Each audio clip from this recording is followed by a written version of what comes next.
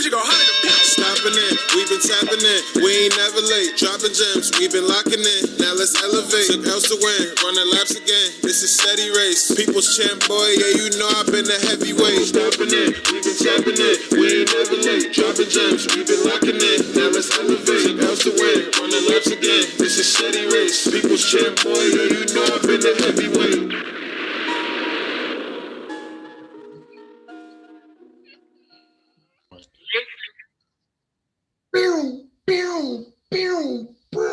Many men wish death upon me.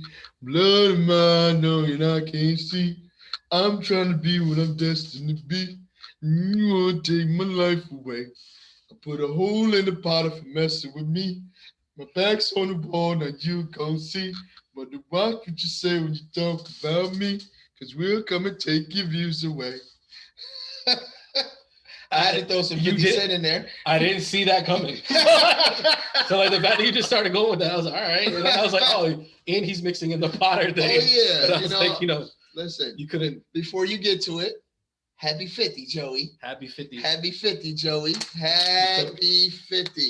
Boom. Happy 50. AKA Ferrari. You know, before we had the backdrop, before we had clear view on the camera, before we had steady mics, we just a couple of dudes stealing intros and putting the word pod in them and hoping YouTube didn't cite us for copyright. That was taking up a majority of our prep time, was being like, what song are we about to rip off? What song are we going to change today? How many times can we say pod in this intro? Right. That is Many Men by 50 Cent. Though YouTube don't get to acting crazy. But yeah, this episode 50, man. Go ahead, get to it, man. I'm sorry. Man, because I was you definitely brought a different energy, because I was definitely going to moan on the intro. Heavyweight. I was going to do like all that type of stuff. What's going on, y'all? Episode. Come on, man. My bad. What's going on, y'all? Episode 50. Coming for you right now. Today is Wednesday, May 25th. Heavyweight Bros in the building. Episode 50. I'm your host, as usual, the 5XL assassin, the diabolical diabetic, your boy, the big nasty. And to my right is the high yellow hitman, Coach Buck, the freaking Diggin, my little double. Uncle Raisin, what's going on, man? How you doing, bro? Episode 50 in the books. I'm excited, man. You know, we started doing this out for fun, man. I mean, we still doing it for fun, but like to get to 50 is an accomplishment, man. You know what I mean? It's like half 100, man. It's exciting. I ain't even gonna lie to you. It's half a century. Yeah, you know what I'm saying? So it's like, who knows? And before you know it, we had 100 and things look different. It's just like, I'm enjoying myself. I'm having a good time, man. I'm glad we started doing this, man. They say it ain't no fun if the homies can't have none. Hey. But yeah, man. I was waiting for you to slurp that thing now too. Yeah, man. I'm happy. I'm excited, man. Like I said, it's not getting old for me. It's still enjoyable. I still love doing this, man. So. I know. I do look forward to pod day still. Yeah, man. And I like how other people haven't realized that the pod is in my schedule type of deal. And I'll be like, oh, I'm actually potted today. And like before, people be like, potted. Right. But now I'd be like, yeah, potted today. They be like, oh, I bet. Hit me up after. Right. Some people hit me up and be like, yo, what's your schedule like? Like, what days is you potting? Because I don't want to ruin those days. I'm like, oh, yeah. Yeah. We set up for these days. So, yeah, well, I'll holler at you the next day. Sometimes I'll be lying to shorties, be like, I'm potting tonight, so that way they'll leave me alone for a night. Yeah. Well, that won't work anymore. Unless they're viewers. You never know. Oh, they don't watch. Come on, man. We know shorties don't actually watch. Like, they just hit the like and they tell you that they saw it, but they here for the clips. Red flag. They actually utilize the timestamps quite a bit. Right. Heavyweight lovers. But yeah, man, I'm good, man. What about you? Hi, yes. Yeah. I mean, I've had like a difficult couple weeks, like mentally and stuff like that. But like, I mean, like I said, I've been noticing your posts. Yeah. I've been noticing your posts, and I was like, my homies are self-aware, man. I'm gonna let them work through it. I'm here if you need anything. Yeah. But I've been noticing the posts. I'm paying attention. I'm actively trying to work through it. So it's not one of those things where like, you're stuck in it and like all that type of stuff. But it's like, it's pod day. Yeah. And it's like, there's been a lot of basketball. So that's been a plus. Mm-hmm. You know what I mean? a lot of dope trailers came out that we're gonna talk about. You know what I mean? Stuff like that. Definitely. So, I mean, yeah. Were you ready to get into it? I'm ready. We're gonna start off with digging in the crates. I mean, that's what we usually No do. diggity, no doubt. Mm-hmm. All right, so you really about to eat this Clementine on the mic right now? Yo, this joint is this joint is really hitting right now. I'm not even gonna lie. I'm a little jealous because like I have not eaten dinner yet or lunch. Like, you know what I mean? That could be it. Like, this joint is landed right now. I was like, I'll save the second one for later. And I you didn't. was trying to bust a piece off, and I was just like, it's not gonna make it. It's not gonna make it. Got the ice water with it. I'm all set, man. Not offer me a piece after I said I was hungry. Didn't have lunch either. He's not going to. He's looking at it. Why'd you look at the Clementine like? It's not enough, though. I had to check the ratio. He's like, there's like 3 slices left. So if I give him 1 slice, that means I only got 2 slices left, and the best slice is the last slice. So I can't give him one of those. If I give him, I could potentially be giving him the last slice. Exactly. Yo, it's all good. It's all right. I'm about to. Oh my goodness! Excuse me. Didn't you just Clementine in my mouth? Did you that new? I'm about to just get rid of it so it's not distracted. All right. I mean, you was gonna get rid of it regardless of that. You was about to polish that thing off. How do I pass whatever the topic is to Joey so that way he can talk so I can polish this there thing you off? go. I already knew what you There's a new versus coming out. Tell us about it, Joel. Yeah, it was a bit of a late edition. Versus announced Monday about the versus. That's tomorrow night or Thursday night. Oh, it's tomorrow. It's tomorrow, Thursday night. It is 8 ball. They usually come out on Thursday. It's usually like a weekend thing, isn't it? It's like Tuesdays. I think it was coming out.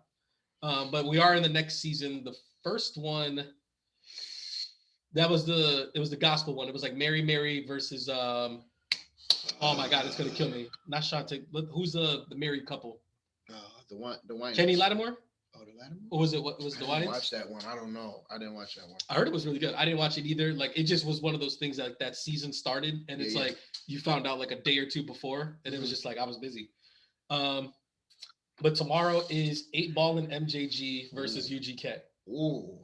I feel like it's a pretty one-sided event. I really, really love UGK. Mm-hmm. Granted, no Pimp C. Rest in peace. Right. But it's like, to me, like the hits. The music is still there. And the hits are just, they're too robust. And it's like, we've seen Bun B for a number of years. He's been featured on a lot of newer tracks, like in the mid 2000s. He's remained relevant, and he's still known as being like a premier performer. So like I feel like the showmanship is gonna be there like as well. I do like 8 Ball and MJG though, but I just think they don't have the real they got 20. I think they got 20. I don't know if it's 20 hits, but they got 20 tracks. Well, I mean, they got albums. Like that's the thing is like the. So I think like 8 Ball and MJG fans. Like, you know how it goes. Like the premier parts of the verses is when somebody gets to go, oh, that's your song? Yeah. So it's like you're thinking like how many of those do they have? You know what I mean? And I would say 5. Yeah, they got a couple of the, and it's like, but another part of the verses is who can you bring out that's featured on this song to make people go crazy? Like that was the big part of the Bone Thugs and Harmony and 3 6 Mafia. I was about to say UGK probably got that one too because if Hove comes out and they do big bipping, is it not like the crazy? That's not fair. Would Hove come out for Bundy? No, you know why? Because I feel like he hasn't clearly said that he will ever do a versus, and if so, who that versus will be against. And if he makes an appearance as a guest on a versus, then Beyonce came out for one of them. I thought. Ooh. No, you know what I'm thinking of is the lip sync battle show. That's what you're thinking. She came out for that, which I thought was insane. Like Channing Tatum. Yeah. I was like, this is bonkers right now. Like, who did you call for this? She's excellent. But yeah, I think if Jay-Z does a feature for somebody, then eventually it has to lead to him actually doing the verses. And he kind of cooling right now. He's letting people shine.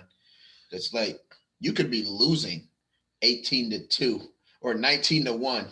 And your last one be Jay-Z, and they be like, "Yo, you won! You won!" I'll tell you right now, if I'm staying up late on a Thursday, and one of the last things I see before I go to bed is Jay-Z going, "In the K, the P, my stem, and the B enough for Pamela innocently." I'm like, it's a dub. It's a wrap right now. Like I'm like, whoever had it. What happened before? Yeah, this. right. It's like, yeah, this is it right here. The moment. Like, yo, you watch the verses? don't worry. I'm gonna fast forward to Jay-Z. Boom. There you go. Like, that's all I need. Verses. This was the verses. So yeah, I don't see him making an appearance. I do just like the fact that like MJG's 8-Ball and MJG is getting some recognition. Mm-hmm. Like, granted, I still don't think this is the best matchup for them, but it's like people will tune in and people will get to appreciate 8-Ball and MJG because it's like they are like a really underappreciated rap group. Right. So I'm wondering like who are the people who like reach out and make these connections because Swiss Beats and them did sell it off. Yeah, but I'm just wondering like what type of group is sitting at the table like, yeah, this is what we got to do next. I wonder what made Bun B say yes. Because like that's always been like a thing too. Like that was why T.I. was shopping himself around to all these other rappers because it's like, who am I going against? The bag. I mean, yeah, but it's like if I'm someone like a Bun B level, I'm like, if you're gonna put me up against somebody, it has to be somebody legit. Yeah, and I feel like for Bun B, like he's also a dude that pays homage and pays respect. And respects the game. He's probably was like, don't just bring no random out here. I want you somebody that we could shed light that you didn't understand. Like this was a good time of music. Yeah. So that the fact that it's 8-Ball, you know what I mean? Because like you got to think like UGK is one of the 10 greatest hip hop groups of all time. Mm-hmm. Like, you know what I mean? So like you'd have to assume like, hey, if you're gonna bring me out here, you got to bring out Outkast, you got to bring out Tribe, you got to bring out Wu-Tang, like, you know what I'm saying, like stuff like that. Mm-hmm. And it's like, granted, like those guys are maybe just like a level above UGK, right? Anyways, so like I'm pretty sure it was one of those things where like he's like, hey, I'll do it, but I want you to bring 8-Ball and MJG, so like because like they're the homies, and we're gonna share the stage more than it is a versus type of deal, right? Which is I'm sure that's what's gonna be. Some of the names you brought up too, it instantly made me think of like some of the verses we can never get. Yeah, because of like people just passed on. Right, like, you know? Right. Yeah, that's crazy. Because like I would think that like 3-6 Mafia would have been a better matchup for UGK than 8-Ball and MJG. But then like if you sub them out, who's watching Bone Thugs and Harmony versus 8-Ball and MJG? It's like nobody's really doing it. So like you have to stagger it the way you stagger it. Right. Sheesh. But it's like I'm looking forward to it. Like I think I will check this one out. Like, you know, like these, I'd say the last 3 or 4 of them, I feel like I really didn't watch like that. And it's like, granted, there's playoff basketball on and stuff like that, but it's like I think I'm definitely going to keep my ear and eye out for this versus. Yeah, I haven't watched a few in a minute either, so I definitely want to see this one just to see how the presentation is, like some of the hits that they come with, and you know, I like to feel a nostalgia, so it'd be dope to hear some of them classics. So ready to move on to the next one? I'm yes. actually pretty excited about this one. Go ahead, you have something lined up. Okay. I was on Twitter, and it was a big topic on Twitter. I feel like it always starts that way. Like I was because somebody was walling on Twitter, and I wanted to see how. I legit scour Twitter like every couple, like before I go to bed to see like if anything jumps out. Okay. And there's always like certain stuff where it's just like, oh, like people are just getting dragged right now, so like I want to just watch this, or like for some reason the other night someone was just like I think Charles Barkley is the funniest man of all time. And then like the whole thread was just clips of funny Charles Barkley things. I was dying for like 2.5 hours. Like I was just like, yo, like Charles Barkley is one of the funniest people of all time type of deal. Hilarious. So it's like there's great threads like that. And then there's always like someone like, I don't know if you saw the Kardashian wedding like plates. No. I'll show it to you later, but they had extremely small portions at this wedding, and like everybody was just roasting. Who was getting married? Kourtney Kardashian. Got married to who? I don't know who her new boyfriend. It was Travis Barker. Oh yeah. So, and like I guess Dolce and Gabbana hosted their wedding. Right. What? And Dolce and Gabbana, I guess, gave like these spaghetti, and people were like, they were like, yo, it looks like they had 3 Chef Boyardee kids for the whole wedding and stuff like that. And someone designer food settings. Yo, one of my favorite ones though was someone posted the Ben Stiller in Zoolander. It was like, what is this? A dinner for ants? So I was on there, and it was a really good debate that people had, and they had a Mount Rushmore up. Okay. And it was the Mount Rushmore of the rappers for the 2010s era. And they had 3 heads already up there, and I think they're the 3 heads that are automatically up there. Okay. And then there was the one face that was empty, and the question was, who is the 4th face? So I'm going to ask you this: who do you think the 3 heads were? Drake. Kendrick. Yep. Jay. Correct. J. Cole. So they had the 4th head up there. So nobody really came to a consensus because everybody likes different people and stuff like that. Right. But I saw arguments made for certain people. And like I got a couple people on here, and I want us to see if we could narrow it down to at least like 3 names that belong on here. All right, so we're gonna do divide and conquer. Yes. Okay. So I'm gonna name some of the people that I'm gonna wrote some of them down. I'm ready. Okay. Should I start from the bottom of my list or the top of my list? I'm just gonna tell you who to take off once I hear their names. Kid Cudi. You can leave them for now. Travis Scott. Leave them for now. The Migos. Leave them for now. Okay. It's tough. All right. So how about this? So we have 3 on here now. Mm-hmm.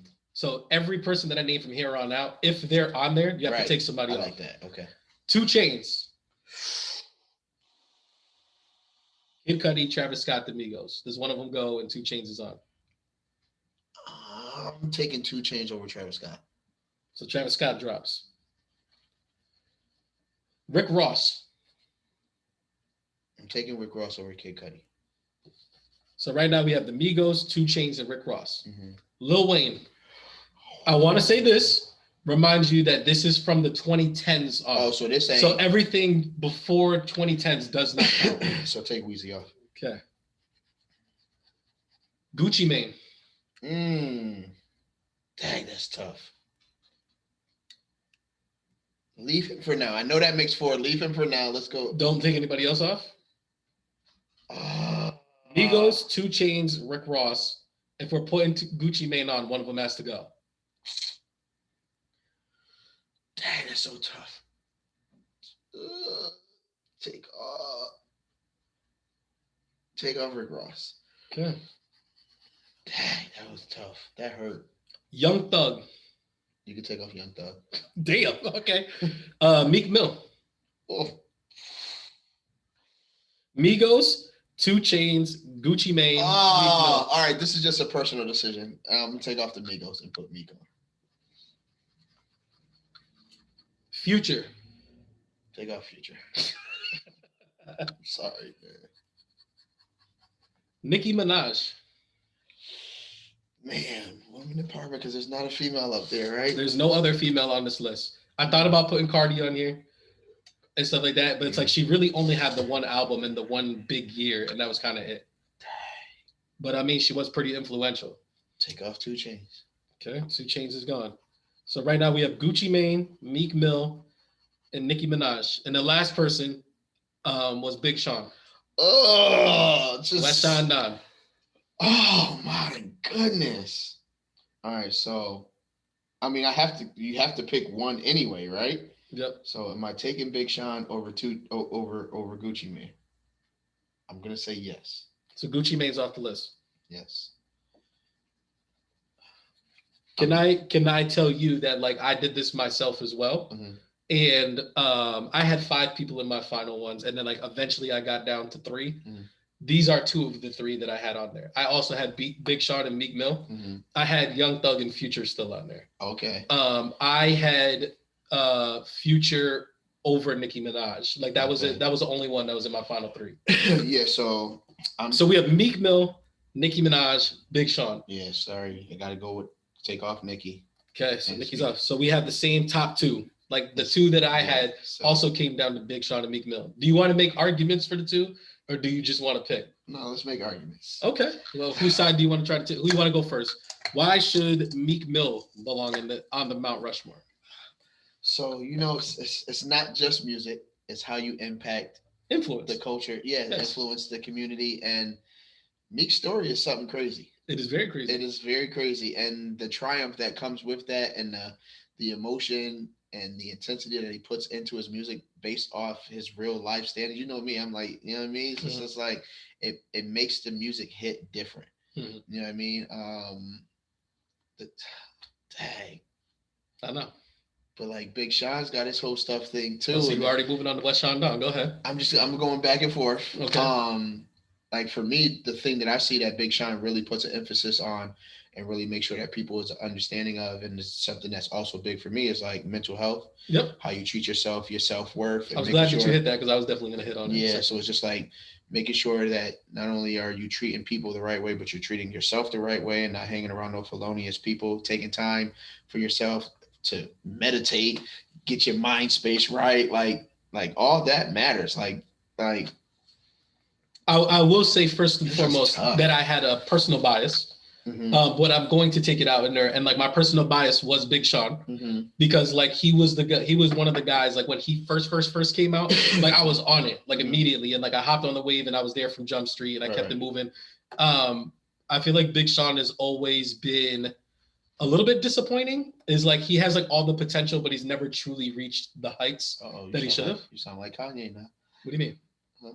No. Like Kanye was a lot more like disrespectful towards it. Like he was just I know. So I kind of tried to narrow these down into different things. And if you want to narrow it down, we could try to get there too. So like, as rappers go, who is an actual better rapper, Meek Mill or Big Sean? Like if they're both on a song and it says featuring Meek Mill and Big Sean, who is more than likely to have a better verse? For me, it depends on topic of discussion. They do have a song together called Burn. Let that shit burn. Let that shit burn. Yeah, that's right. Yeah, and Meek Mill killed that joint. That's Meek Mill's song. Meek Mill killed that joint. Big Sean also had a very fire verse on the song. I have a bias. I can't. Who would you pick for who is the better rapper? I'm going with Meek. Meek Mill. Okay. I'm going with Meek. I'm gonna put an R for Raisin for that one right there. I'm gonna put a J for Joel because I think Big Sean has better verses than Meek Mill has. Okay. So then I also went with bigger songs, or who has more hits and like more bigger songs. Right. This would actually be a very interesting versus Big Sean versus Meek Mill. Look at that. There you go, Thriller. You're welcome. So I think Meek Mill has the biggest song. You already know. Because the kids are still playing it these days. Which song? Before basketball games, before football games, during the workout in the gym. If you just riding, you by yourself. If you had a tough day, if you triumphed over something, if somebody was talking crazy about dreams and nightmares. Dreams and nightmares. The intro to Dreams and Nightmares. It was on Bel Air. Yeah, it was the theme song for the Philadelphia Eagles championship Super Bowl. Yes, it was. While he was locked up. It's like it's arena music. It's movie trailer music. Like that's how big good that song was. 79 million views. Oh, you just looked it up right now. 79 million. And that's just on YouTube. So I'm like sure the streaming is way higher than that. Big Sean has a lot of songs that he was on that were really big. Okay.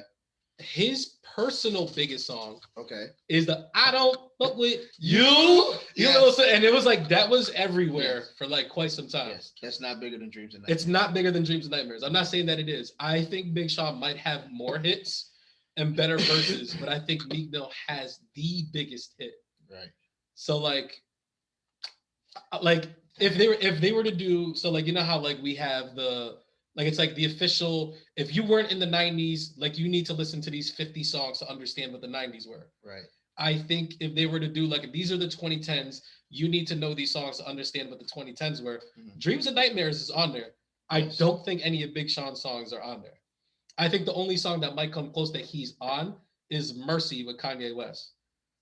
Mercy. That cannot not be on there. That's what I'm saying. It's like, that's on there, but it's like, he doesn't have the best verse on that song. One Man Can Change the World. It's a good song. It is a good song. Is it his best song though? Was it his song or was it a feature? That's his song. That's his song, right? Okay. His other biggest songs is ass. Make that motherfucker hammer time with Nicki Minaj. And he's not when that Nicki guy. Minaj said, "Kiss my ass and my anus," because I'm finally. God, I can't stand Nicki Minaj. I can't stand it. My ass and my anus. I'm finally famous. He's not that guy anymore, though. He's not. He definitely that was like on his first album. Yeah. Like his other big songs, like from that point on. Like I said, it's like the "I Don't F With You." My personal favorite one from him is the "Play No Games" with Chris Brown. He's got a couple songs. He's got the Control song where Kendrick had like the craziest verse on there. Yeah. But it's like, I feel like it's like, are you going for quantity or quality? Right. I feel like if you're going for quantity, then it's Big Sean. Right. If you're going for quality, like the Dreams and Nightmares is hard to top. But then it's like after the Dreams and Nightmares, I'm a Boss. There's a couple songs like with DJ Khaled that like, you know, he's pretty good on, but it's like he never really reaches that again. He has the What's Free with Jay-Z. What's Free. So like that, he's got a couple songs with Drake. He's got the Tony songs, the storytelling. He's got the storytelling songs. Yeah, them joints is hard. Do you want to take a vote on just music? Where are you going with? I still have to go with Meek. I think I gotta go Meek too. I think the one big hit is it was that big. Like that's kind of like my point. It's like yes. So like I think we're both gonna go there.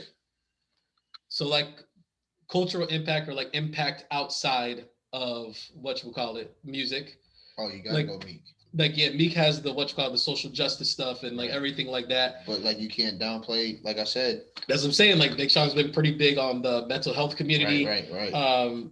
He's also been very big on just bringing up Detroit in general. Yep. Granted, the Lions and the Pistons haven't had the same amount of success as the 76ers and the Eagles. Right. So it's he's a lot less visible in that sense. So it's I guess we got to go Meek there as well.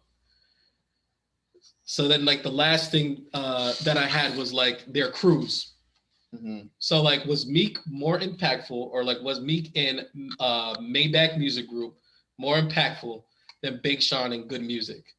So you think about Maybach Music Group, that's Rick Ross, Meek Mill, Wale, Ace Hood, and they wound up getting Omarion and all these other guys and stuff like that. Yeah.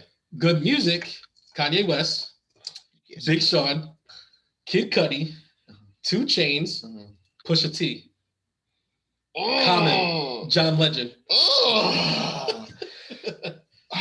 Well, you can't credit all that to Big Sean though. You can't, but I'm saying is he was on the squad and when Good Music was running the gambit, he was there. I get it, but if you ask Kanye, was the weakest link on the squad. If you ask Big Sean, he sold the most records out of anybody in the squad at that point in time that wasn't named Kanye West. You're right. And he had the least amount of Kanye West beats from anybody on there. Ooh, that part. I don't know, because Ace Hood is still rocking right now. He is. I don't know. I'm pretty sure. I don't think he's part of Maybach Music anymore. But no, he's still making good music and he's making music. His streaming is out. All right, so I'll give him 1 out of every 4 or 5 that he's making. It's not terrible music. I just making good music versus making music is a little bit different. You're right. Wale is staying afloat. Yeah, you got to go get music. It's just too many people over here, man. I mean, just Pusha T alone, dropping the Daytona and then dropping all that stuff. And 2 Chainz. Him and 2 Chainz. Just that's enough. John Legend, Common. These are gonna sprinkle that on the top. It's a good music. That's not fair. That's not fair. I mean, a lot of this other stuff we were talking about wasn't really fair towards Big Sean. Either. That's you know what I mean, the Monstars versus Bugs and them before. So another thing that I had on here was public image, right? Okay. So Meek Mill, in his time, his public image took quite a hit because granted the public reform stuff kind of brought it back up, but his beef with Drake. That was the only major thing. It didn't really go his way. Yeah. And it looked really bad about it. The jumping of Safari. Yeah. It didn't really go his way. I don't think Big Sean's really had anything that was crazy. So I was also thinking Meek Mill was dating Nicki Minaj. Yep. That also didn't go very well for him. Right. Big Sean, on the other hand, is dated Ariana Grande, Karrueche, Naya Rivera, and right now he's been smashing Janae Aiko for a little minute. Yeah, and he had his little from Glee. That's Naya Rivera. Okay. And then he had his little his picture went out. Oh my goodness! And it only skyrocketed. We're not going. Nintendo Switch sales. We're not going. So there's that. So it's public image wise. Yeah, Big Sean wins, so he's 1 for 5. He got 2 for 5 because he got the good music one as well. Right. So are we saying that Meek Mill is the person who belongs on this Mount Rushmore over Big Sean? Yes. I think I have to agree with that as well. So we're gonna put Meek Mill. Aren't you glad that I brought this up? Look at how spirited that debate was. It was pretty dope. And I mean, y'all feel free to get in the comments and let us know what you think. A lot of I was like I said, I don't really listen to his music. There was a lot of Young Thug love in there because they were just saying how his influence was just that massive, but it's his influence was on a bunch of artists that I don't like anyway. So it's it didn't really. It wasn't a great argument for super consistent either. Yeah, and a lot of that could be also because of the whole situation that he's in now, showing love. You know what I mean? So Big Sean did have a beef with Ludacris for a little bit. I should have picked Big Sean. I'm just kidding, man. Luda, come on the show. We'll be your guest. Look at this guy. You about to shed a tear.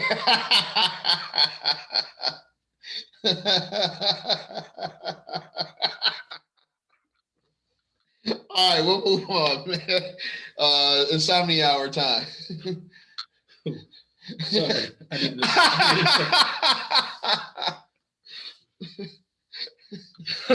Wake me up inside. Wake me up. Wake me up inside. Save me. Save me from the nothingness inside. Yo, that is hilarious. I know last episode you brought up the Atlanta episode, which I had neglected to watch. Yes. I have since watched the episode. Okay. And I gotta say, like,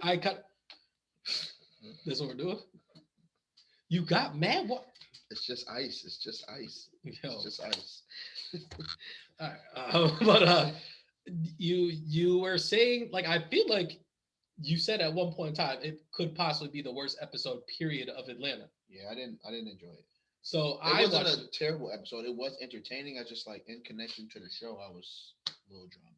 I kind of felt a little bit towards the opposite. I don't think it's one of the best episodes of Atlanta, but I was like, I actually enjoyed the episode quite a bit. And like, you were very confused, you said, but I was like, I felt like it actually had a lot to say about it. And it's like, you know, we've kind of been, this season has been like pointing out like, you know, hot button issues and like things of that nature. And I think one of the biggest ones was mental health in this episode. And it was just like, I knew that's what it was about. Go ahead, finish. No, go ahead.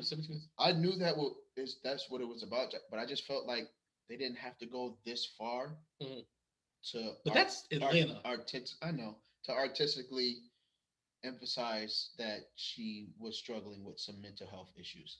I felt like the friends could have been the actual characters, and like they could have all been together, and something could have happened. They wouldn't have stuck around. Huh? First of all, they wouldn't have stuck around. And two, that would have been a group of men, and they wouldn't have allowed a lot of that stuff to happen. And I think that's one of the key things about it. I do feel I mean, like I know a lot of that stuff wouldn't have happened. What I'm saying is like there could have been several like things like in the other episodes where there's these little touch points where you're like, what's going on with Van? Yeah. Like it could have been some of that same stuff where, oh boy, who's the guy who just be hanging around? The one. Darius? Yes, he could have said some funny stuff and said some impactful stuff and then left. You know, Paperboy could have like, yo, you need to take care of this. And then he could have dipped. It could have been like a Van and Earn moment for an episode to where you could have a very strong, impactful episode to where it comes full circle to like what's really going on with Earn and Van. You know what I'm saying? I think it kind of needed to be the way it was because their status is different now. Yep. So like they're just on like a different. They're doing like it's not crazy for them to run into Alan Skarsgård, right? And like all the stuff that they're doing is like it's not really crazy to happen. And like Paperboy's at a point now where like he can just say certain things and they happen, right? And it's just like one, it's a group of all females. They all seem to be like we're kind of just like we had just enough money to go on this trip. And like, you know, like granted, the one girl was there to make money and stuff like that. So it's like, we don't really have the ability to like navigate this city the way that we need to. Like, we're just trying to have a cool time. And then like, here goes this girl who's bringing us to these events. And it's like, they're a little bit more starstruck. Like, oh man, like it's dope that we get to go here. Right. This is cool. But it's like these things. Eating hands. That was wild. I don't know what I want to say about that piece. Like that was a little too crazy. Yeah.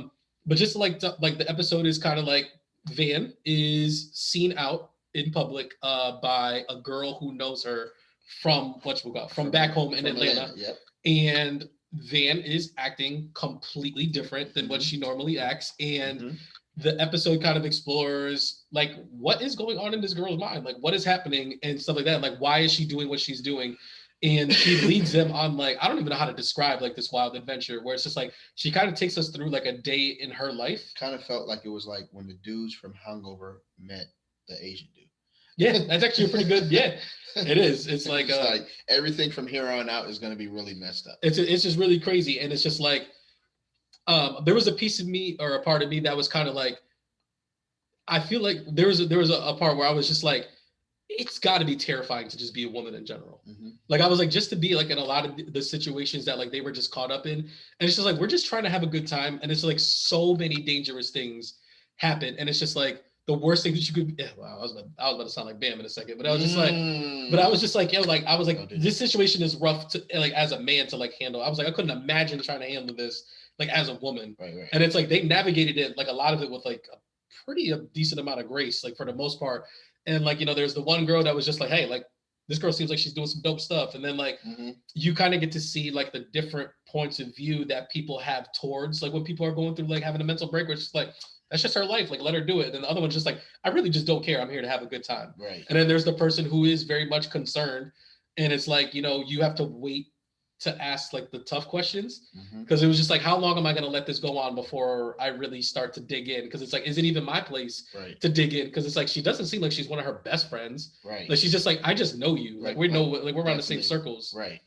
Type of deal. And like, I knew her enough to know who she is, who Earn is, and the fact that she has a child. Yeah. So it's close enough. I think she said that like she's been to her parents' house and stuff like that. Like, I know your mom. Like, you know what I mean? Right. So like that. And it's like when Van at the end of the episode, like she starts to talk about it, it's just like, no, she had like a serious mental break. And it's like, I think a lot of that also has to do with the guys. And it's like, why is she having this mental break? Why does she feel outside of herself? And it's like, she was kind of the smart one with money around them before. And it's like, now everybody's blown up. They're all living this extravagant life. And it's like, not only that, but like, they've also kind of found their purpose. Like, you know, Paperboy, like you were a struggling rapper, and it's like now you finally achieved this thing. But it's like even more important because I was gonna say his name at the same time. More important is Earn has found his calling, and it's like he's not only doing this thing, he's also really good at it. And if she can see that he's really good at it, and it's like for years, like you were the bum sleeping on my couch. Right. You were the the dude that I used to have to lend money to. Like I used to. Boy didn't even want to deal with you at one point. Yeah. I mean, you know what I mean? It's like you were that guy, and it's like now I have to come to the realization that like you're kind of looking down on me. Like, and it's like he doesn't do it like on purpose. Like he very much is like, I'm trying to care for you. Right. But it's just like you're doing the things that like I used to do to you, and it's like I don't like like some people don't like the role reversal of being little brother, and it's like that's kind of where it's at. And did we talk about if this was the last season or not? This is the last season. This is the last season. But we had. They got to give us 10 more episodes. I would love 10 more episodes. I think we're gonna get like 3 or 4, maybe 5. Give me 5. I could be happy with 5. But yeah, like I just thought like it's first of all, it was an interesting episode. Like I never knew what was gonna happen. The episode was interesting. Yeah. I just like, and it like I also just found it crazy like how long she had been there. Like you hadn't been there very long, and to like set up that sort of lifestyle that she had in there in that short amount of time is kind of crazy. Right. But it's just like when you're pretending to be someone else and like you're completely uninhibited, like you kind of don't have limits. Right. And it's just like if she applied that back home, like imagine what that looks like for her. Right. And the way I saw it, because I was looking at it in the light of like this was episodes of representation of her mental health, but I was thinking of it more along the line of like this is all just in her head, and it's a representation of what she's actually going through. Like I don't think that she actually is living in this place and assuming this other life, but it's almost like a real life enactment of what she is struggling with mentally. I still think it was real. We'll find. Hopefully, we find out. Same thing as like the LSD episode. Like it was real. Like, and I think he took LSD and he passed out. But it's like all the other stuff in between was whatever. But like I do think this like this is what she's been doing. Yeah. Because they were like they showed like her phone and like all that stuff going off. Like I think that was whatchamacallit. Like, that was real. Just going different places and being different people. Yeah. Ooh. And it's just like I'm so glad you watched the episode. You feel different about it now? Yes. And then we had the weird Easter egg where like Earn gets a bag. And I watched that Easter egg by accident. Yeah. So like usually when I'm watching it on my phone, because I did watch this episode on my phone,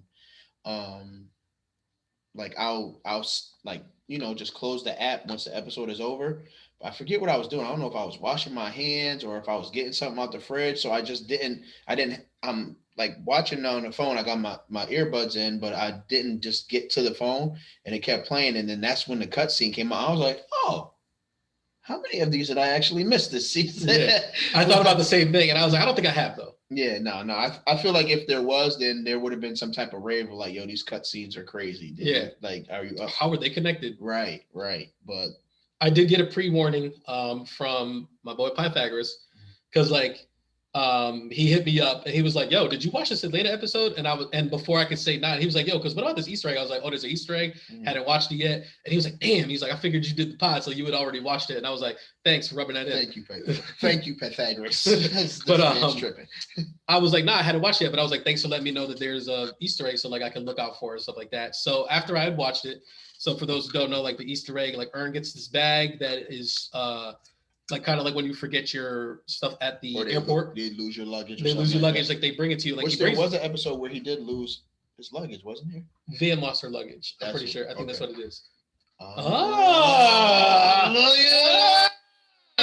my goodness. So he goes through this bag, and like the main reason that Pythagoras had hit us up, because we have this ongoing running Deftones joke. Okay. Because like it's like his favorite band, but it's like I don't know who the Deftones are like that. So like anytime that I hear any rock band, I'm like, this is Deftones, right? and one of the biggest ones is like, you know, the song is like boom, boom, boom, boom, boom. Oh yeah. And I'll be like, that joint is hard. Yeah, you can not that anywhere. That's not Deftones. That's the Seven Nations Army, and I know that's the Seven Nations Army. But it's like every time like that song comes up, I'm like, Deftones. So when Ern opens up the bag and there's a Deftones shirt, like that's the reason why he hit me up. It was just like, yo, he's like, how did you not tell me that this was in this episode? And I was like, I don't know what you're talking about. But the more important thing is like he pulls the picture out and there's a picture of like this white man and his family. And I don't know who this guy is. So like we were trying to theorize who this was. And Pythagoras brought it up. He's like, isn't that the same dude from the first episode that was on the boat?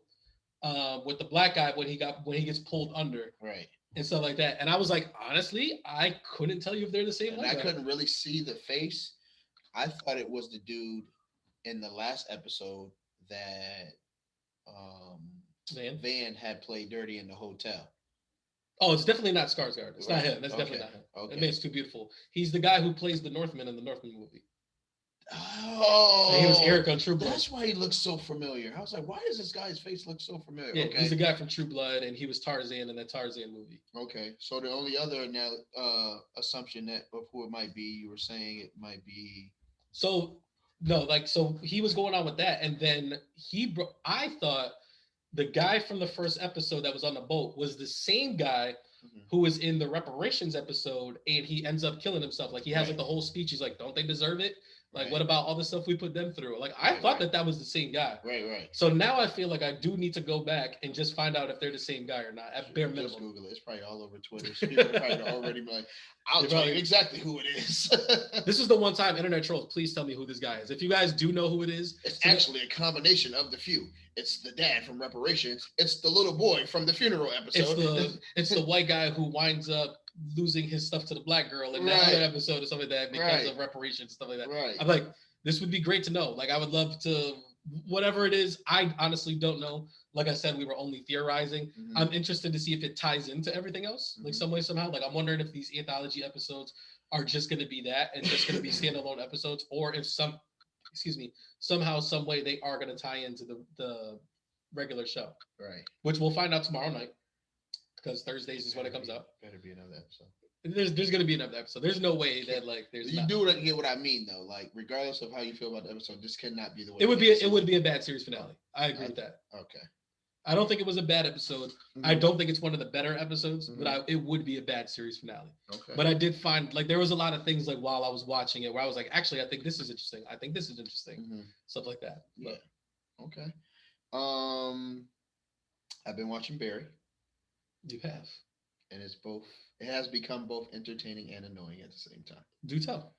Because Barry just does some really idiotic stuff that I'm just like, bro, you are like really making me frustrated with this TV show. He's never been the smartest guy.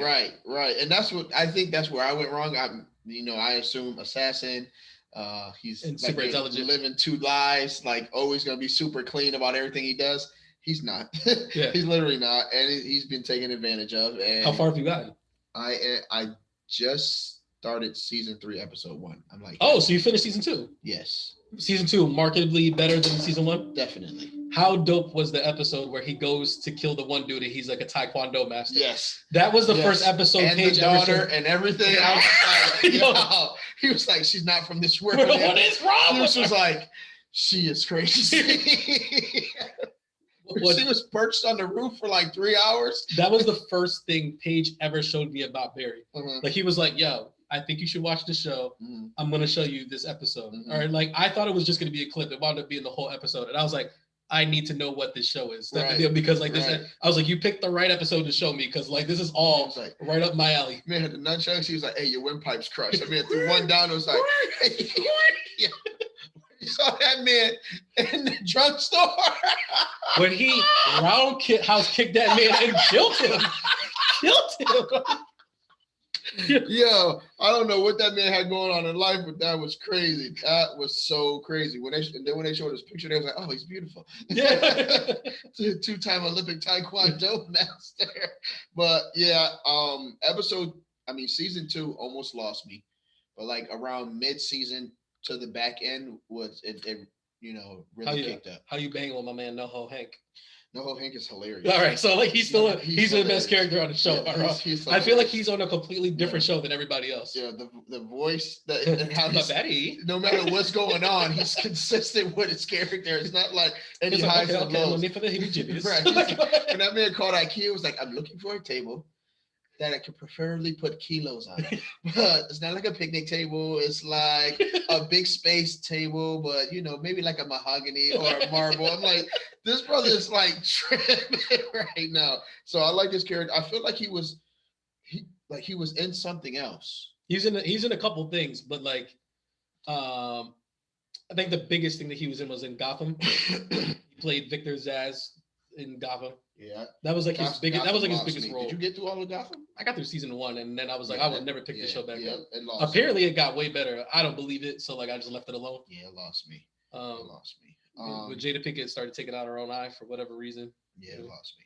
But that's probably what Will goes through. I'm glad that like season 2 picked you back up. Yes. Did any of the Fuchs stuff get to you, like when the Fuchs started to pull Henry That actually is what helped, because I was just like, there isn't, like, I got tired of the whole, you need to do this or else I'm going to expose you. You know what I mean? So I like the fact that Fuchs has become an actual villain to Barry's life, and it gives more substance to the show. Mm-hmm. I was a little agitated about how easily he was getting out of stuff. So Barry was or Fuchs? Barry. So like every time they were close to catching him, it's just like this random act, and now he's all set. Like I just expected them to put more detail into it or something like that. They do a bit of a better job in season 3, where it's like they leave certain breadcrumbs for things. So when the random things do happen, you're like, I can't believe that this is when this would finally like take place and stuff like that. I'm anxious to see where everything goes with the I think acting season teacher. 3 season 3 is the final season too. Okay. Yeah, I want to see where it goes with the acting teacher. Now that he told him that Barry did it, so it's like it's a lot going on. So the season 3 is pretty heavy. Yeah, I think they do like a lot of crazy stuff. It's the final season, everybody dies, and I hate the fact that he's with the girl. Like she sucks, right? She sucks. Like because she's a sucky actress too. Right. Like when they first were together and they were at the picnic with the cop and the acting coach, I was just like, this must be a dream or something. Like this can't actually be real. And until he body bagged. Right. And I was just like, oh my goodness, the randomness way to get rid of the cop. Like you could have did more. Like I feel like she had a good role. Like it could at least put a bullet in Barry or something. Like I thought her and Henry Winkler's relationship was just hilarious, like in general, because like the way that he actually worked her over. Yes. It's like that. Oh my god, I just had something and I lost it. I do think like the Sally character, like she's infuriating, but she's supposed to be infuriating. Yes. But how dope was the scene when like he finally like loses it and like he does the thing. It was dope. And what's it called? And you're just like. And then gets a movie offer because he's 6'2". And then she turns the table on him literally and takes the show away literally when they get the big crowd. I'm really anxious for you to see season 3 now because I just watched the latest episode yesterday.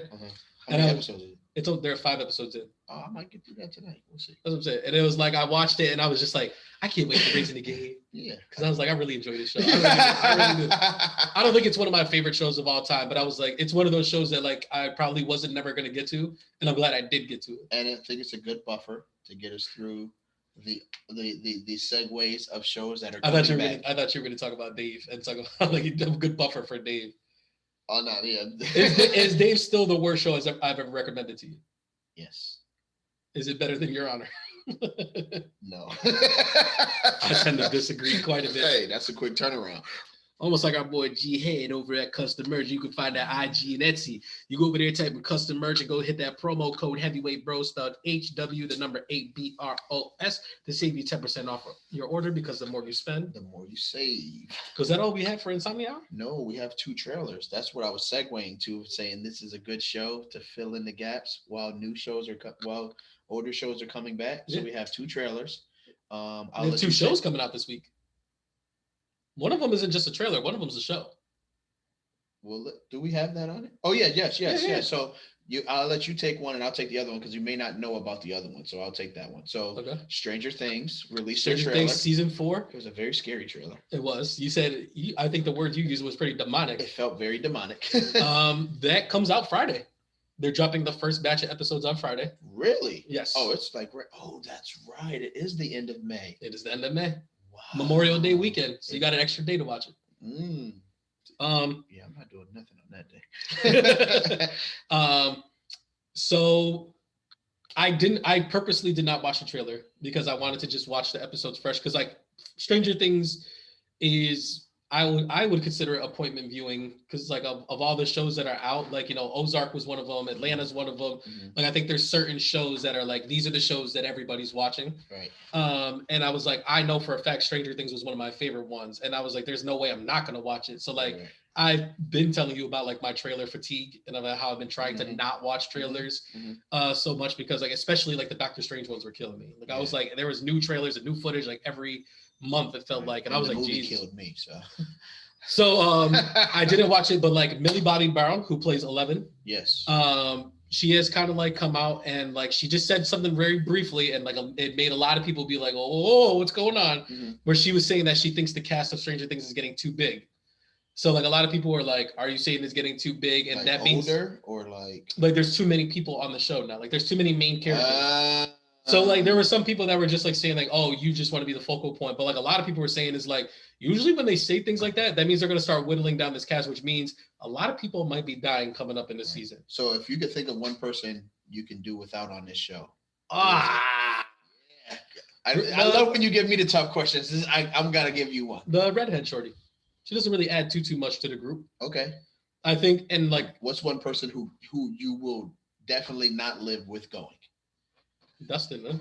Snaggletooth. You can't get rid of Dustin, man. You can't get rid of Dustin. And the thing is, like, he's the perfect candidate to go because he's everybody's favorite. Right. That like when he goes, right. You better not kill Lucas. Right. I'll tell you that right now. If all the kids get to live but the black kid, we got a problem. Definitely do not kill Lucas. Definitely got a problem. And he's also like in line to do like a lot of stuff. I feel like Will's gonna get killed.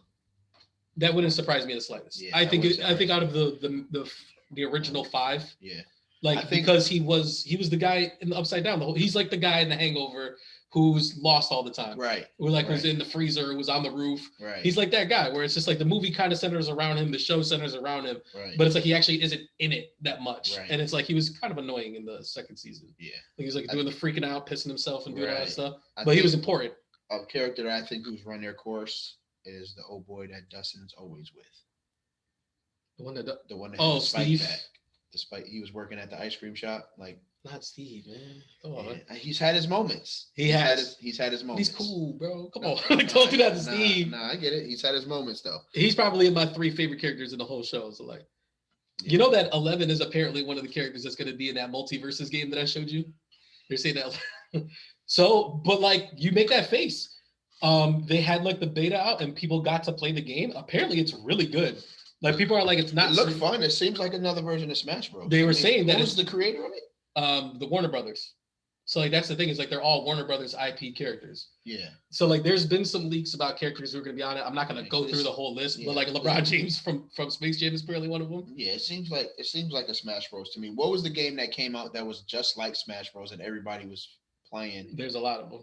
There's a lot of. It was one that just came out just last year. Like it came out. Like the Nickelodeon. It was like the Nickelodeon one. It was like a Nicktoons game. Nah, it was like a bunch of random characters. Well, I can't remember. I know if I call one of the boys down, they would know. But Got me. Is there a certain character in the game that like you would know? Don't call your son. I know you're thinking about yelling. I want to yell so bad. Nah, but like there was a Nickelodeon one and it had like the Ninja Turtles in it and SpongeBob was in No, it. it wasn't that one. These were not famous characters. They were just characters. They weren't like even you wouldn't even remember them from anywhere because they were never anywhere. Talking about Brawlhalla? Yes, there you go. I mean, Brawlhalla's been out. Like that's my jam. I love Brawlhalla. I didn't know it's been out. I thought it was only been out for a year or two. No, it's been out for like a little bit, and they've done like a lot of crossovers with like Cartoon Network and all that other type of stuff. Whatever they have, Walking Dead characters in there, wrestlers. Yeah, so I feel like it's another type game like that. Yeah, but like apparently, like it's like really good where people are like talking about how like it could be a Smash Brothers competitor, like it could be in like when people do esports, like it could be an esport type of game where they were like surprised at how good it was and like how balanced it is. And apparently Taz is like super OP. Like that's what people are saying. Is like, oh, the Taz is might be the character that they gotta nerf him and stuff like that. He's like the Kirby. Yeah, exactly. But like 11 was one of the characters that was leaked for it, and like it's pretty interesting. Like I was just like, oh man, like because like Gandalf is another one, but people are just like Shaggy, isn't it? Yeah, but they were like one of the characters that hasn't been announced, but it's a big Warner Brothers character, and they're like, what's going on? Is Harry Potter. Oh, okay. Apparently Ron Weasley's in it though. Wow. Yeah. Okay. But and like people are just like, why Arya Stark but not Jon Snow? But like Daenerys has been leaked apparently. Rick and Morty or a couple other ones. I know we're getting yeah. So you already know. Like I was like, I'm gonna play this game because apparently it's free to play too. So it's like you don't have to spend the money. You got me. You got me. I know we got super off track from Stranger Things, but I mean, like all we really need to do is talk about that. It's coming out, and like I plan on watching it. I'm sure you plan on watching it. Yep. It's gonna be in batches, like kind of like the way Ozark was. So like I'm gonna guess we're gonna get 5-7 episodes. Yep. So I'm assuming by the time we do our next Tuesday episode, we'll both have gone through it. Yeah, definitely. The other trailer that's coming out, I don't know if you ever watched this show, but I did start like it's one of those buffer shows that you start watching while things aren't happening, and I ended up getting attached to it. Is called Animal Kingdom. I know what Animal Kingdom is. I never did get into it. The first season trailer looked really cheesy, but then like people got super crazy about it, and they were just like, "This is the new Sons of Anarchy," and I wouldn't go that far. I didn't watch Sons of Anarchy, and I get crazy looks every time that I don't watch it, and people get real nuts about it. So I was just like, if it's another Sons of Anarchy, let me step away from the show because like I don't want to be like, oh yeah, I watched Animal Kingdom, but I didn't watch Sons of Anarchy. I mean, if it's coming from younger people, I guess they can say that because there are some similarities of like the robbing and the dealing and having a crew and stuff like that. But this show does not compare to Sons of Anarchy. Okay. But it is a good show. What it is it's basically 3 brothers and one grandson. Okay. So it starts off with the grandson. His mom ODs, and he ends up getting taken in by his grandmother, who is called Smurf. And Smurf literally like runs Soho. I believe it's in Soho. She literally like runs it, like guns, drugs, laundering money, everything. Does like little robbery jobs, and all she does is set them up. But the people who do the robberies are her 3 sons. So, and like one of them is struggling with mental health, and he will like literally, if you say the wrong thing at the wrong time, will like beat your face off your face. He's like literally the guy who's putting people down and stuff like that. Then you have the knucklehead son that does a bunch of dumb stuff. He's mad random with it. And then you have the other son who's like smart, wants to detach, but he's still loyal to the family. Then you have the grandson who's like smarter than everybody, and he's like doing these little side stuff. It's a pretty good show, and this is the final season. Yep. So it's like 4 seasons. This is the 4th or 5th season. I want to say the 4th. Okay. I want to say the 4th. So it's all wrapping up. So I'm assuming that a lot of stuff is going to go down. They did lose some really impactful characters almost every season, so they make sure to wear you in and be like, oh, you like this character, bang.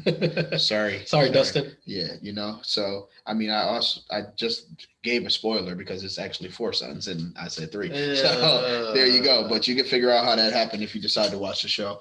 But it is worth a watch, especially if you have time before something else comes out. Obviously not now. Stranger Things is about to come out.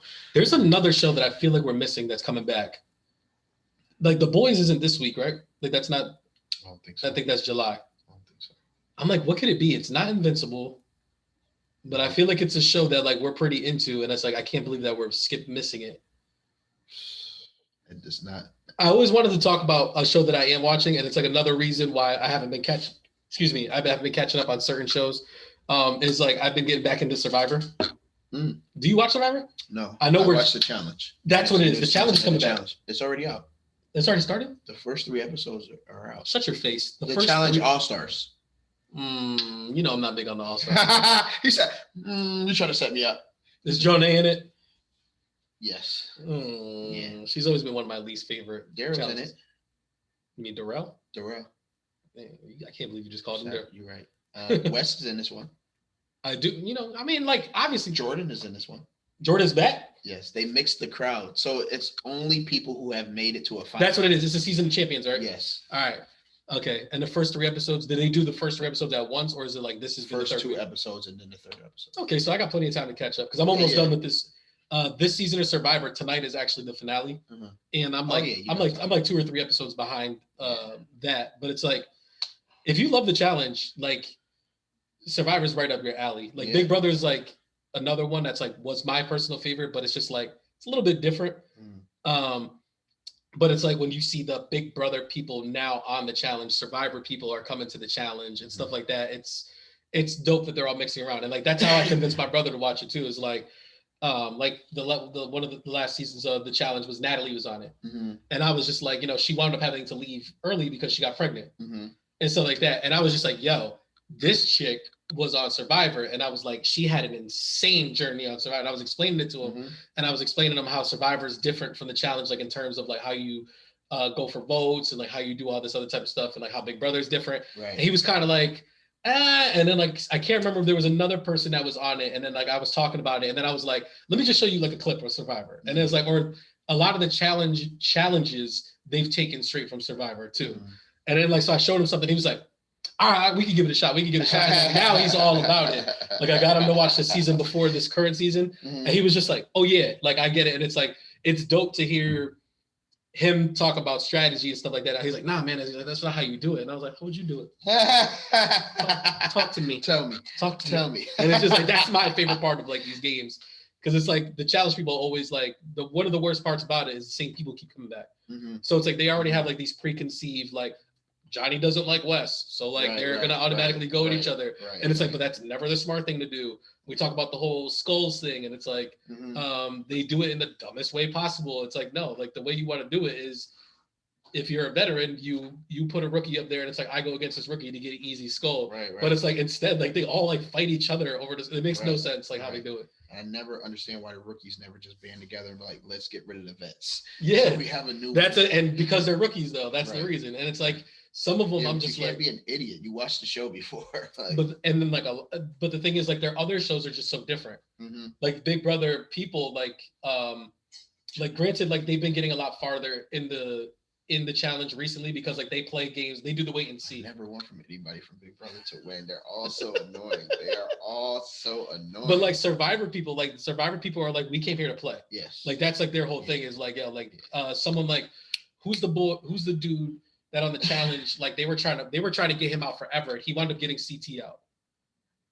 Like he got CT out. I think he got like bananas out, and then like eventually he had to go against not Rogan. Who's the dude that's a sucker that we don't like? Fessy.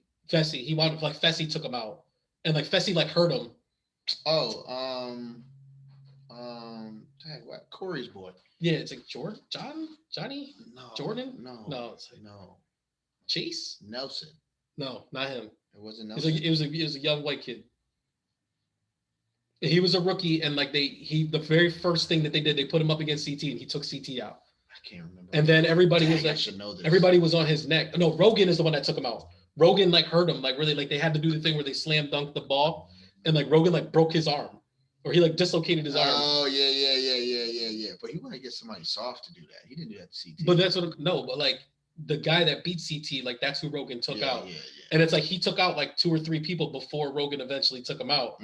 And but like the thing is like he came to play, and it's like he's like that on Survivor too, where it's like because Survivor is like I don't got no food. I don't got none of this stuff. Like I got to do all this other, and like I showed him like some of his highlights and stuff like that, and I was like, "Yo, dude was nice on Survivor." So, are you really about to look it up? I have to. Let's move on to what you call it. Pop or Papi though while you look it up. Don't stop, pop that. What's the first one that we had on the docket? New trailer for Thor: Love and Thunder. Okay, because I did not see any movies after watching Men in Chippendale. So because I didn't see any movies, but we did get a bunch of trailers that came out. One of them was Thor: Love and Thunder.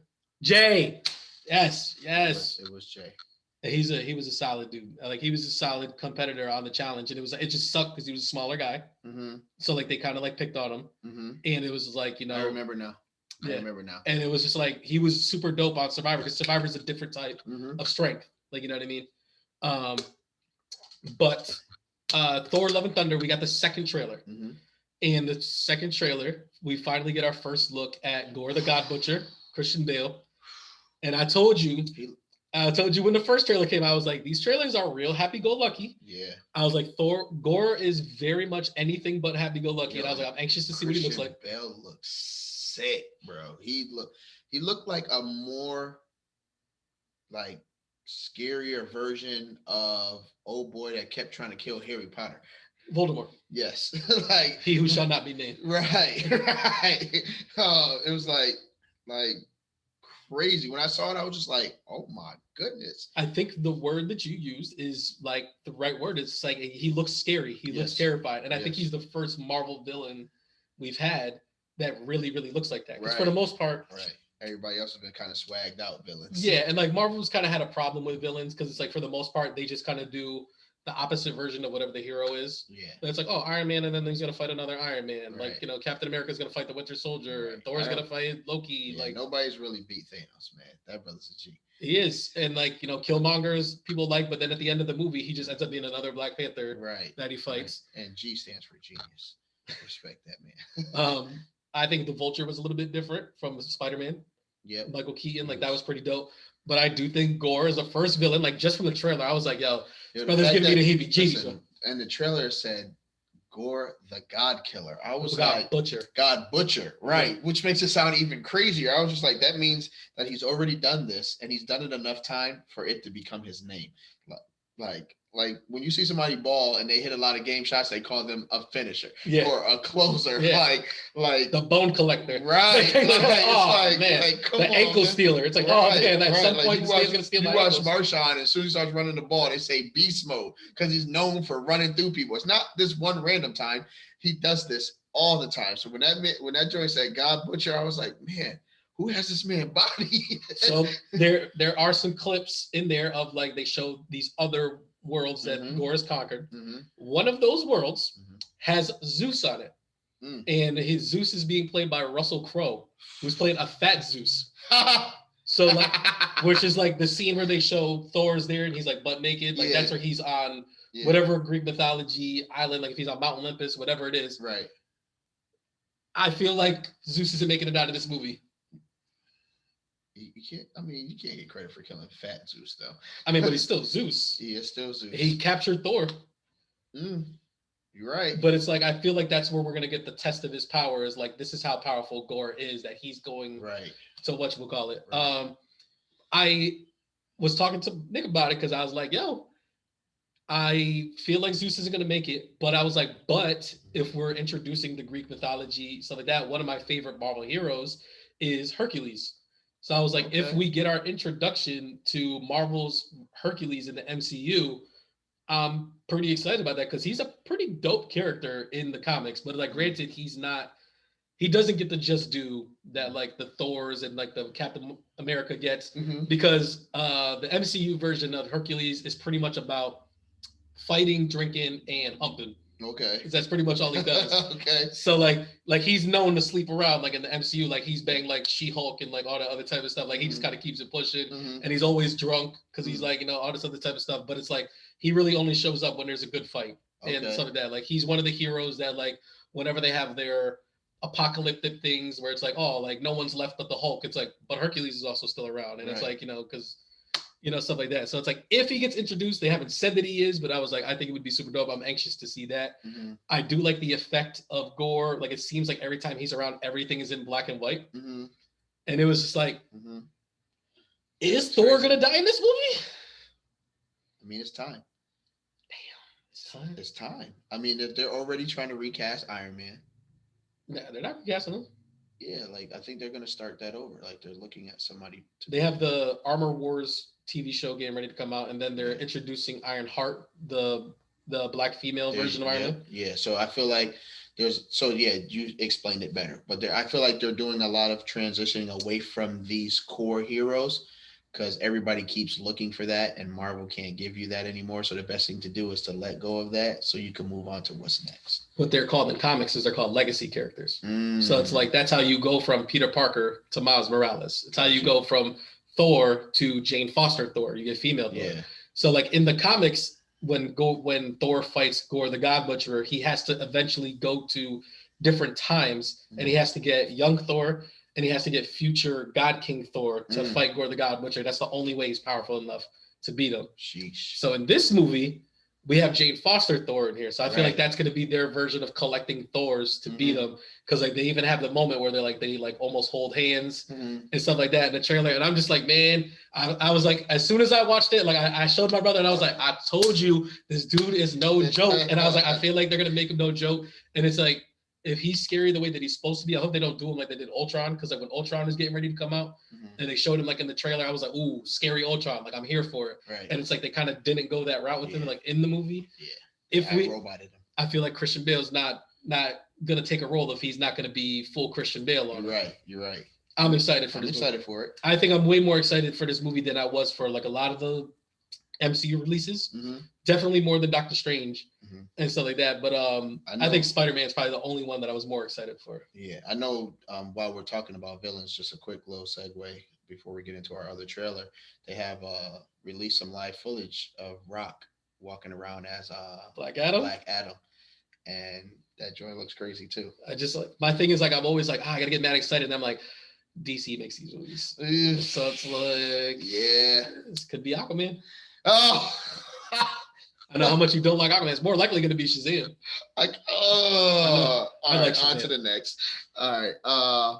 So look at this face. Look at his face. Talk about it. We have a part 7 of a I don't even know what to call this. Like, I guess at this point you call it a dynasty. One of the greatest action franchises of all time. Yes. Would you choose it over your new James Bond guy? I think these movies are definitely better than the Bond movies. Okay, I was just seeing where you was at, but I thought you were gonna go for my other favorite action franchise.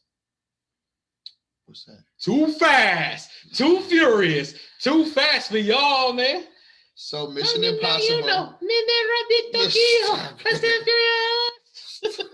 Mission Impossible is making their 7th movie. Bum bum bum bum bum bum bum bum. It seems like it has all the iconic characters in it. It's called Dead Reckoning. So I know we're gonna lose somebody in this movie, but I just like the fact how they keep, for me, like I didn't want to see like it be a reboot or like we're starting with something completely different or it's just a mission and I just get to see a bunch of cool gadgets. Like they're continuing that story of Ethan Hunt not agreeing with the agency that he's been working for and realizing that he hasn't been fighting for truth, and they're still pressing him like you have and always have been the best that we've ever seen, and we're either gonna murk you off to hide all our secrets, or you gonna come back home and that man Ethan Hunt is like, hey, put your mama on the phone. Hey, Mission Impossible. I ain't never coming home. like, oh man, for y'all who don't know, that's a reference from Harlem Nights. You should be ashamed of yourself because it was a cultural gem. But how big are you into the Mission Impossible franchise? I watched all of them. So you've seen Fallout? Yep. How fire was Mission Impossible Fallout? Listen, when they had Superman come in the bathroom and he gun checked his arms, and I was like, this movie. Yeah, them joints was fire, man. And I like how everybody's role makes the movie better. Like Vin Rames has. I noticed as soon as we watched the trailer and you saw Vin Rames, you immediately went, yeah. I was just like, yeah. That's all that matters. Is like at the end of the movie, if Vin Rames makes it, like I'm good. Yes, I'm all set, man. Even the little dorky dude that like Simon Pegg started like growing into his like his confidence, I guess, because he was always like, I'm not trying to do this. This is your stuff. I'm not with it. And like they just kept giving him jobs. They gave him a mask, and I was like, yo, my man got a mask review. Right. Now that man's like, you know what? I can do some of this stuff. You know what I mean? So it's exciting. In the trailer, so this is not a spoiler alert. I see like they do have the epic car scene, but it's not like some crazy looking BMW or no nasty looking Audi. There's some little yellow punch buggy smart car, and they're all scrunched in there. But that man Tom Cruise is like, oh yeah, I'm gonna bend this like Beckham too. If there's two things Tom Cruise is gonna do in the movie, I'm gonna see if you can guess. What are the two things Tom Cruise is gonna do in the movie? He's gonna drive a car. 100%. He's gonna ride a motorcycle. Oh, those are more than two. And he's gonna do a crazy stunt. So you did 3 of them. Uh-huh. Tom Cruise is going to full sprint in whatever movie that it is. And this man full sprinted in this trailer 4 times. I counted it. He was full sprinting in the desert. He full sprinted in the middle of. Yo, fam, you gotta warn me. You gotta warn me first. My shirt is. Oh my. Am I wrong? No. Because that brother. No. Tom Cruise is gonna let you know that he is running a 4.340 in every movie. He's gonna run a Top Gun this Friday. I can't wait. He's gonna run on top of this plane, and I'm here for it. Yes, I don't care. Yes. I don't care. Oh man, Tom Cruise is one of my favorites. I don't care. Yeah, I want to see what stunt he does because Well, you saw the he levels up every time. He does his own. Yep. And one of the last stunts that we saw in the end of this trailer, he rides a motorcycle off a cliff, and you immediately were like, squirrel suit. And I was like, I think you're 100% right. And I was like, this crazy mother effer really put this squirrel suit on, and he's gonna hit this. Yes. And I was like, I can't wait. I was like, it's because the thing is, like, they show these things in the trailers, and it's like they don't ruin it when the movie comes out. Because like that's the thing is like a lot of the fight scenes and stuff like that, like when you see them in the movie, they don't hit as hard because of Mission Impossible. Make sure they show you just enough. And then like when you watch it in the trailer, you're like, this was crazier than I thought it was gonna be.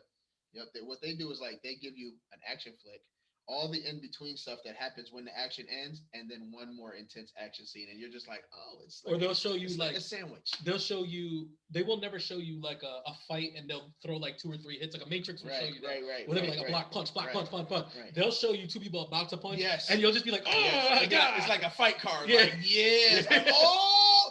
And then like one person will pick up like a really crazy weapon, and you're just like, and it doesn't even go from that exciting scene to something. It's like that exciting scene. Now he's on a boat with somebody. It's like, wait, how did you get here?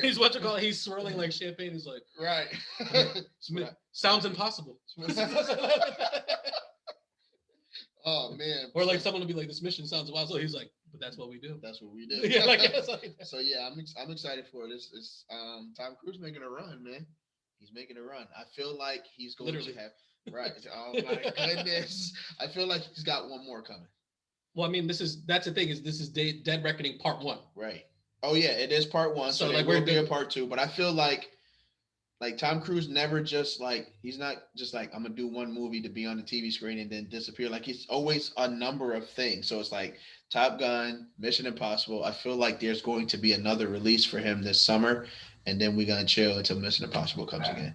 Sign me the F up. Did you know? Jerry Maguire too. That'd be crazy. Sign me up. Show me the money. Did you know that they actually filmed a scene for Doctor Strange and Multiverse of Madness for the Illuminati for Tom Cruise to play a variant of Tony Stark, and so Tom Cruise to show up in the Iron Man suit as part of the Illuminati, and they cut it. Why? I don't know. Like, I don't know if it's because Top Gun and like all this other stuff or whatever, but I think it was more or less because like, let's not put different people in the Iron Man suit. Like people really are attached to, but like, that was a big thing because like. You wearing my uncle's hat. But like John Krasinski was like a big fan cast for Mr. Fantastic. So I think that's the reason he was in there. But Jim like a Howard. Lot of, so like a lot of people put the, what if the Avengers happened in the 90s? Like who would play who? And people were always like, oh, like, well, Brad Pitt would play Thor, and what do you call it? Tom Cruise would play Iron Man. So like I think that they were playing with that thing, that notion and stuff like that. Apparently they filmed some scenes, but they didn't film like a lot of them. But like they eventually decided to cut it and stuff like that. And I was just like, I think that I would have been way more excited for that than the cameos that we did get. Granted, I enjoyed them. But I was just like, man, if you would have saw them Iron Man shoes walk in and Tom Cruise talking his stuff, and then him having to fight Wanda, like get body bagged. Listen, that was such an impactful scene, but I couldn't stop laughing because I took the boys. Yeah. And we're sitting there watching, and then Mr. Fantastic comes onto the screen, and both my sons goes, Jim Halbert? I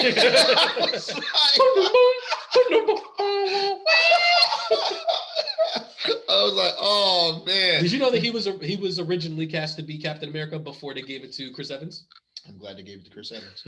They say it's because of his nose for the most part. Like that's one of the main reasons why they didn't do it. Like he just had the big nose was just. And I just feel like Captain America always seems like this small, like in stature but super big in character. I just feel like he would be too large for the part. Did you watch Jack Ryan? Yes. A lot of people were saying that was his like. They were like, "Oh, you don't want to cast me as Captain America. This is me doing Captain America type stuff." Yeah, Jack Ryan wasn't. I didn't think it was all that either. No. But I know we spent a lot of time on these TV shows and movies. We spent a lot of time on trailers. There we go. All right, so we'll get into this hardwood check-in.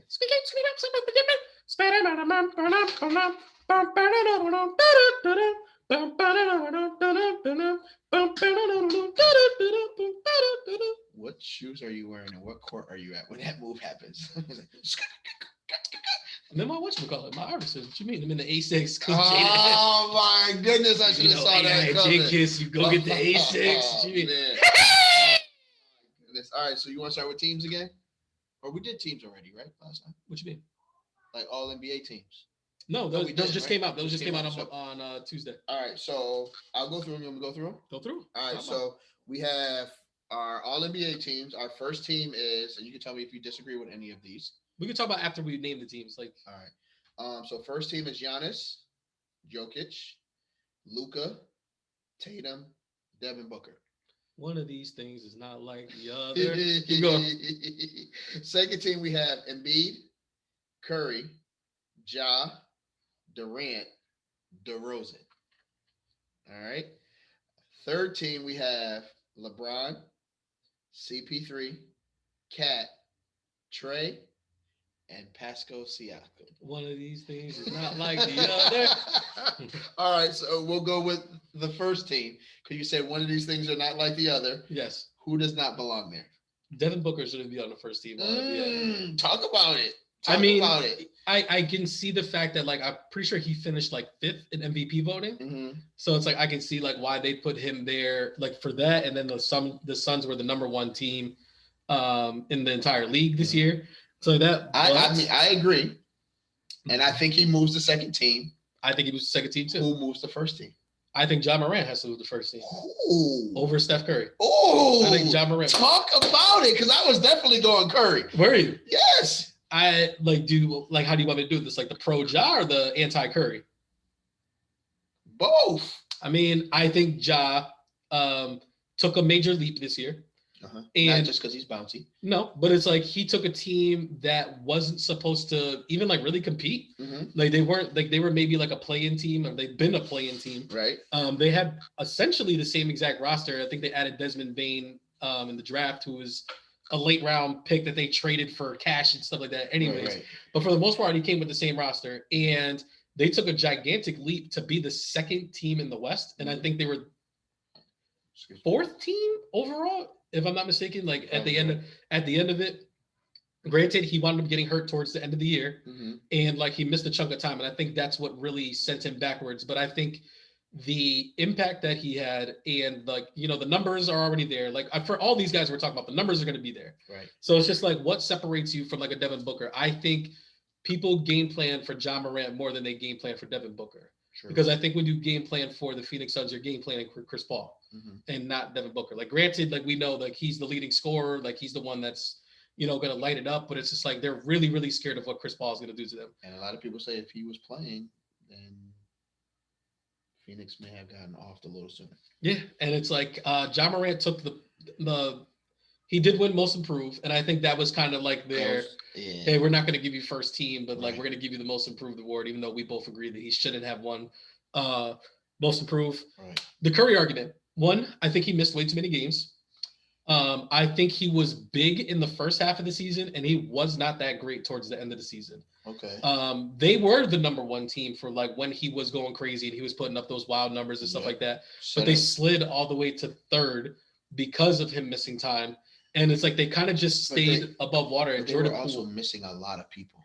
So when he was playing, it was super. It was just Draymond and Wiseman and Clay.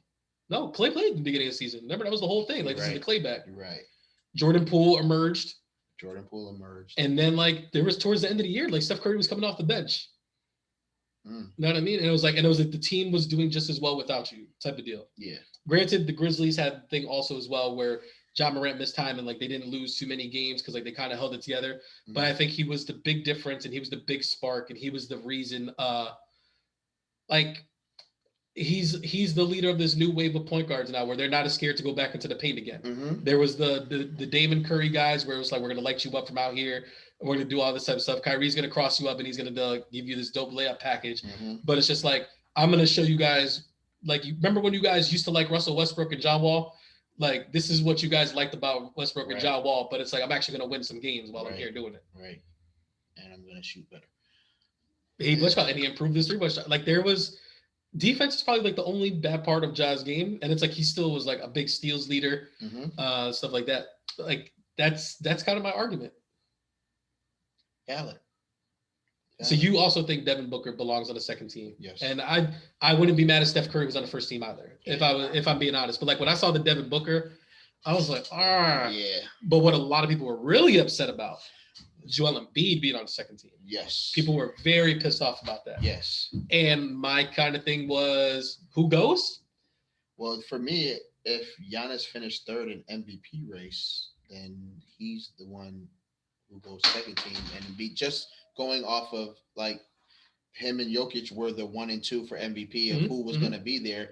So how is the guy Embiid's leading scorer? So how is the guy who's behind me in the MVP race and in scoring beating me to the first team all NBA? Let me tell you what I think happened. Yes. What I think happened is this is the first year that they're starting the no more centers power forward debate. Like they're doing the whole just do the front court. Okay. Like they're front court players. Okay. But I think everybody traditionally wanted to keep it the way that it's always been, where it's like you have 2 forwards, 2 guards, and a center. Okay. And if like we're gonna do one center, it's going to be Jokic. He's the MVP. So, like, that means you have to automatically go to second team. And, like, I think that's what happened because, like, there's been years, a lot of Kareem Abdul-Jabbar, where, like, he's made second team because, like, someone like a Moses Malone made first team where, like, Kareem Abdul-Jabbar is clearly the second best player. But, like, because he's another center, he doesn't get, like, he doesn't get to pretend to be a power forward. Right. In that sense. Because I think if you were to do that, I think Tatum gets slid. And I think I think Embiid comes up, and it's like we run the whole Giannis, Embiid, Jokic is on the first team, and Tatum goes to second team. Right.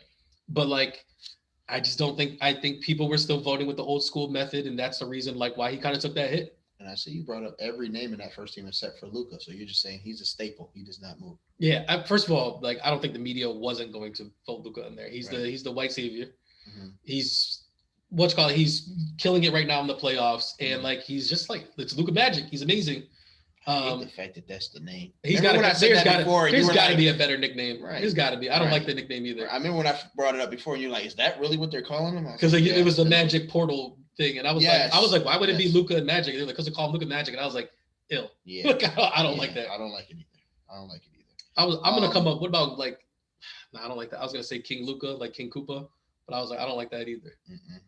I'm gonna come up. I'm gonna find a Luka nickname. I think we're gonna like it. Okay, and you know they will steal it because y'all are watching and you acting like you're not. Yeah. I know you said one of these things are also not like the other on this third team. I'm assuming the second team and the third team. Okay, so we'll go with second team first. I'm assuming you're talking about DeMar DeRozan. I am. And I'm assuming he should not be there because LeBron should be. I do. Okay, I was just making sure we were on the same page. I think it's also I think there's another brother. I think LeBron James deserves to be in the second team. And I think if we're doing the thing of like... I think anybody on the third team could replace DeMar DeRozan. I agree with that. Except for Pascal Siakam. We'll get to Pascal. Yeah. LeBron James deserves it over Durant. Ooh. What did Kevin Durant do this year? Ooh. I don't think... And like... What have you done for me lately? I don't think it's LeBron James, like obviously the Lakers team didn't do very well. Right. They didn't even make the play-in game, stuff like that. League in scoring. And he did lead the league in scoring. I think Kevin Durant missed too many games. And it's like, I don't even think he played 50 games this year. I think he played like 48 games or 49 games. Well, I mean, LeBron played because he missed a lot of games. He played 54 games. Because I think in order for him to be the league leading scorer, he needed to play 55 games, and he missed it by one game. And that's why he didn't be the league leading scorer. Yeah. How much of a sucker would they said he was if he just went in the game, got a bucket, and sat down? Isn't that what Drew Holiday did? And secured the bag. Just to get the bag? Secured the bag. I think that LeBron's play on the court was just better than Kevin Durant's play on the court. Like early on in the year, though, like there's definitely like Kevin Durant was on like this crazy tear before he got hurt. Mm-hmm. And then there was the James Harden stuff. Mm-hmm. And there's the Kyrie stuff. Mm-hmm. There's a lot of stuff that happened on there that's like not Kevin Durant's fault. And when Kevin Durant came back, like they went from not being a play-in team to being the 8th seed. Or no, they did end up in the play-in tournament because they were out of it, and then they ended up in the play-in tournament, and then that's how they ended up playing the Celtics. Right. So like you could tell it, like you could say that there's that it's like, well, he at least made the play-in tournament, so like stuff like that. But it's like I am very big on the not playing the X amount of games is a big one. Mm-hmm. LeBron led the league in scoring, and it's like you could be like their empty buckets. I'm sure B-Miz would make that argument and stuff like that. He sure will. But it's like, he put the numbers up, but it's just like they just didn't win. And it's like there's not much you can do about that, like with that argument. But it's like if that's the argument, then I guess Kevin Durant makes it. And like I think the reason why they wouldn't let him take over DeMar DeRozan is because he's a guard. He's the second guard in this lineup. But it's like if we did do what we talked about, and like we moved Devin Booker down, I think Devin Booker would belong on this team. Mm-hmm. Then either John Curry move up, so you got wait, hold on, DeMar is a forward then, because John and Curry are on the second team, so DeMar is taking a forward spot. Get that all the way to F up out of here. Get all the way to F up out of here. I didn't notice that until you just said something. I didn't notice it until I just read that joint. You kidding me? NBA. You being for real right now? Is it because he's listed as small forward? Because no, he is a small forward though. I understand that. So, but if that's the case, if LeBron James plays the same position as you, yeah. One of these things is not like the other. Yeah. One of these things is the king. Yeah. Put him on there. I would definitely do a LeBron and Durant duo for the forward spot. Like, you know what I mean? Mm-hmm. But it's like, come on, bro. Okay, so like I know DeMar DeRozan had captured the hearts of everybody when he was hitting all those, crazy game winners. Right. And then the Chicago Bulls ended up finishing with the 6th seed.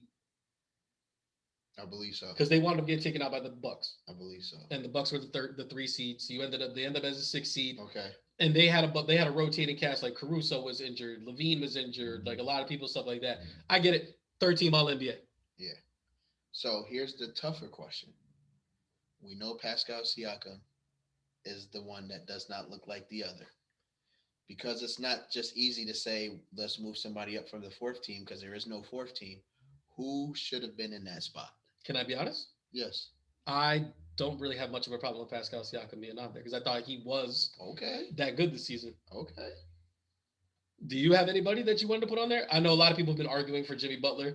I think Jimmy Butler missed way too many games. He did miss a whole lot of games. And, man, if I had to pick somebody, I would really have to think about the teams and, Do you want me to pull up the names of some teams and try to come up with some people for you? Yeah. Do that. The first thing that popped into my head was Donovan Mitchell. He's a guard. Yep. So this has to be a forward. It has to be a forward. Okay. So let's go with the standings real quick. Okay. So you got Miami. So that's Jimmy Butler. Boston. That's obviously Tatum or Brown. Mm-hmm. Milwaukee. You got your Middleton or your Giannis. Why not Middleton? Okay, continue. Okay, so Middleton's one guy you got up there. Okay. Toronto, so that's what we'll call it. That's him. Yep. Philly, your Tobias Harris. No. Chicago, that's your DeMar DeRozan. So that. Let me see where he is. Brooklyn, who is even their forwards on there? Bruce Brown. Yeah, you I don't even know why we're doing this. There's 2 people on that team. I'll say Atlanta, Bogdanovich, Gallinari. Nobody really there. No. Cleveland. Evan Mobley? No. Charlotte, Miles Bridges? No. I mean, he had a great season, but no. New York Knicks, RJ Barrett? That's where. No, I'm just kidding. Go ahead. Washington? Nope. Indiana? Nope. Detroit. Nope. Orlando. Nope. Phoenix. Mikal Bridges. Nope. No one else forward wise. Memphis. Jaren Jackson Jr. Nope. So it doesn't do it for you. Golden He State. peaked Andrew in the Wiggins. playoffs. I'm happy for him.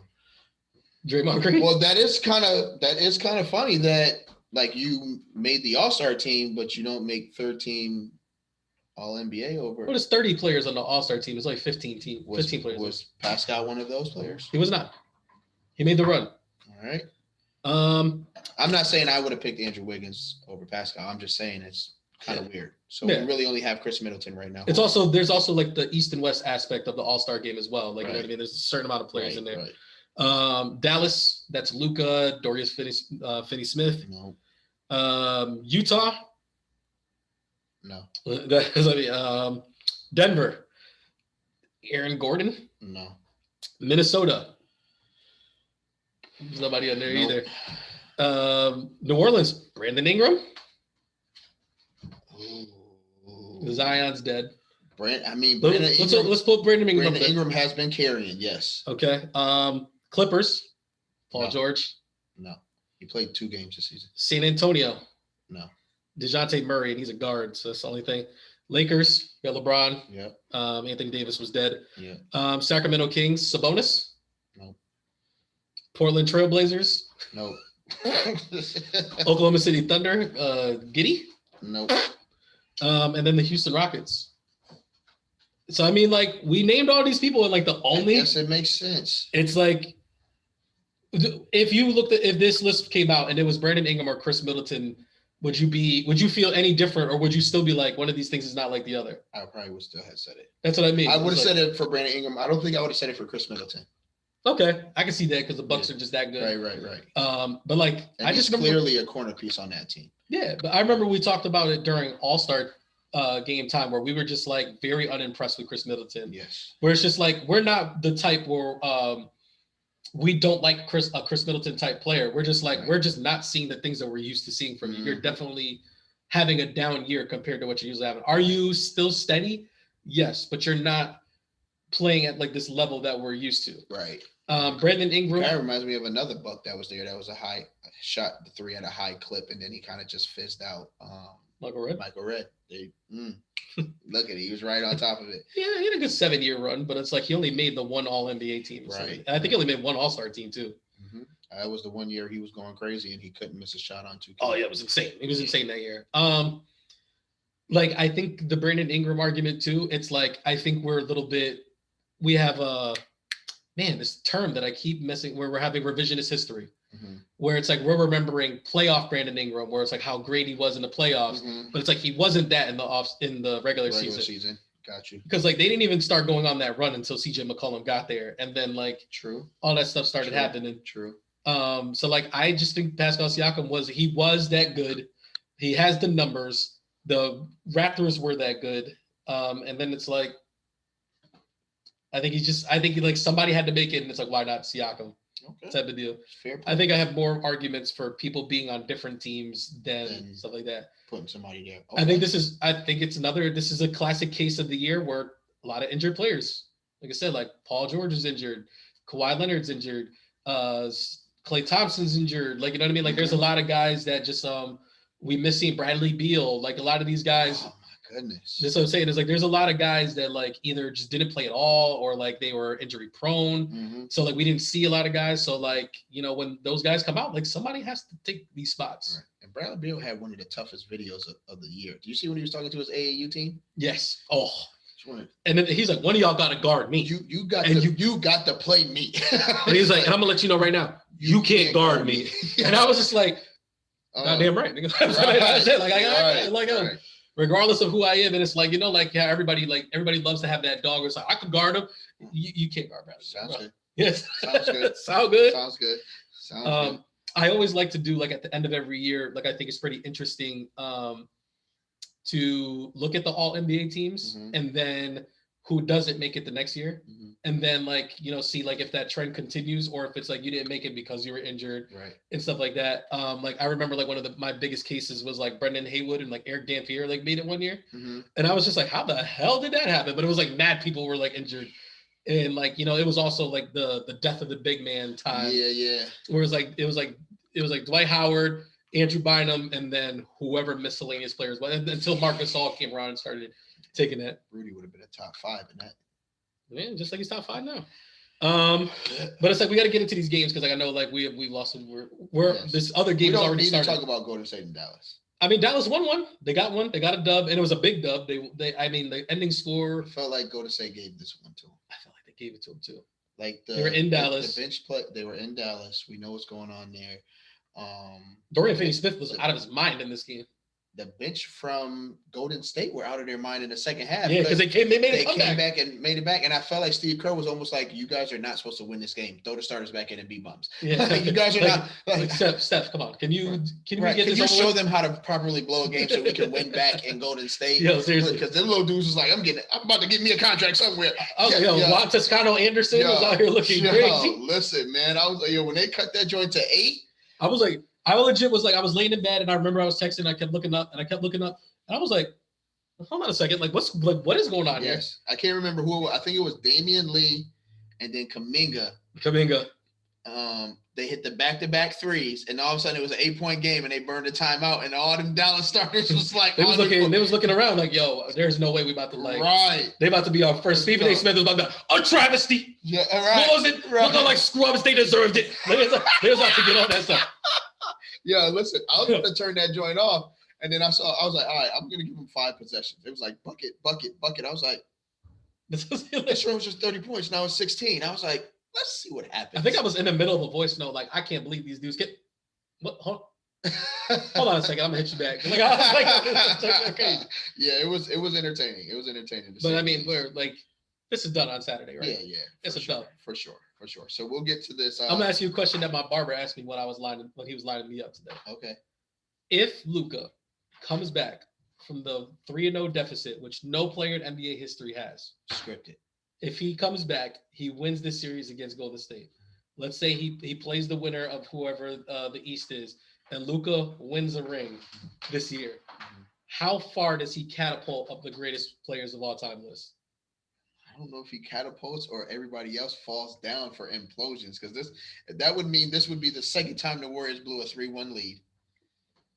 No, they would blow a 3-0 lead, which no one's ever done in NBA history. 3-0 lead, right? And the thing is, they were the ones that blew the 3-1 lead that no one had ever done in NBA history. Right. So they would be in the history books twice, 3 times next to the greatest regular season of all time. If they, oh my goodness, I couldn't say that because I feel like, oh man, I don't know, man, I don't know. Because like, think about it, that means he would be a 23-year-old champion.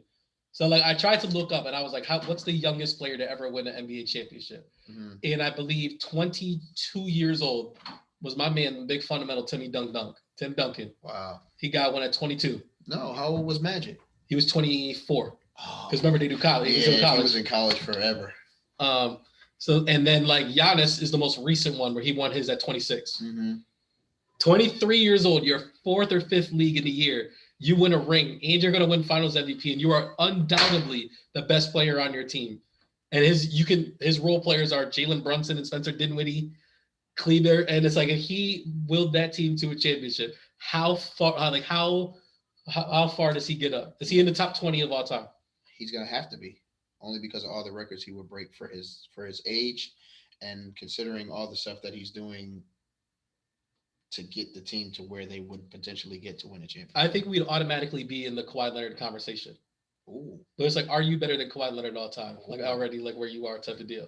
I feel like you just don't like Kawhi Leonard. I don't like Kawhi Leonard. Like I've been very. I'm just wondering, like, why you had that name in the cuff, like, because like there you go. I think Kawhi Leonard has a lot of the resume to be one of the greatest players of all time. Where it's like, I have a Defensive Player of the Year. I've won 3 different rings, 2 rings. He won with San Antonio. He won with Toronto. And that's it. So he's got 2 rings. He's got 2 rings on 2 different teams. 2 with San Antonio. He got 1. He got 1. I beat LeBron. MVPs. I beat LeBron James. He got 1 Finals MVP. No. Did he get one for Toronto? Yeah, he did not get one for San Antonio. Yes, he did. Kawhi Leonard got a Finals MVP for that? Yes. If you're right, then I'm wrong. I did not know that was the case. I'm pretty sure because that's when everybody really started paying attention to Kawhi. Because I'm pretty sure that was Tim Duncan's last year. I thought that they gave it to him. Because I know if like I said, if you're right, then you're right. Like that one completely caught me by surprise. But it's like, he's got the Finals MVPs. He doesn't have a scoring title. Granted, he doesn't have an MVP. But it's like, I think you could whatchamacallit. He has 2 Finals MVPs. Ooh, okay. Mm-hmm. So he has 2 NBA championships, 2 Defensive Player of the Year awards, and 2 Finals MVPs. Damn, I can't believe that. I didn't realize that he got Finals MVP for that San Antonio. Yeah. I'm sorry. No, that was a mistake. No apologies. We're working together over here. But yeah, I do. Only reason I say is because I remember instinctively like him holding the 2 trophies. Like, because that's how it is. They always give you the trophy and then they give you the other trophy. So that was a 2K. Right. My player. Right. And then it's just like, I remember like, that was like one of his first big times. They were talking to him, and it was just like, this kid doesn't know English.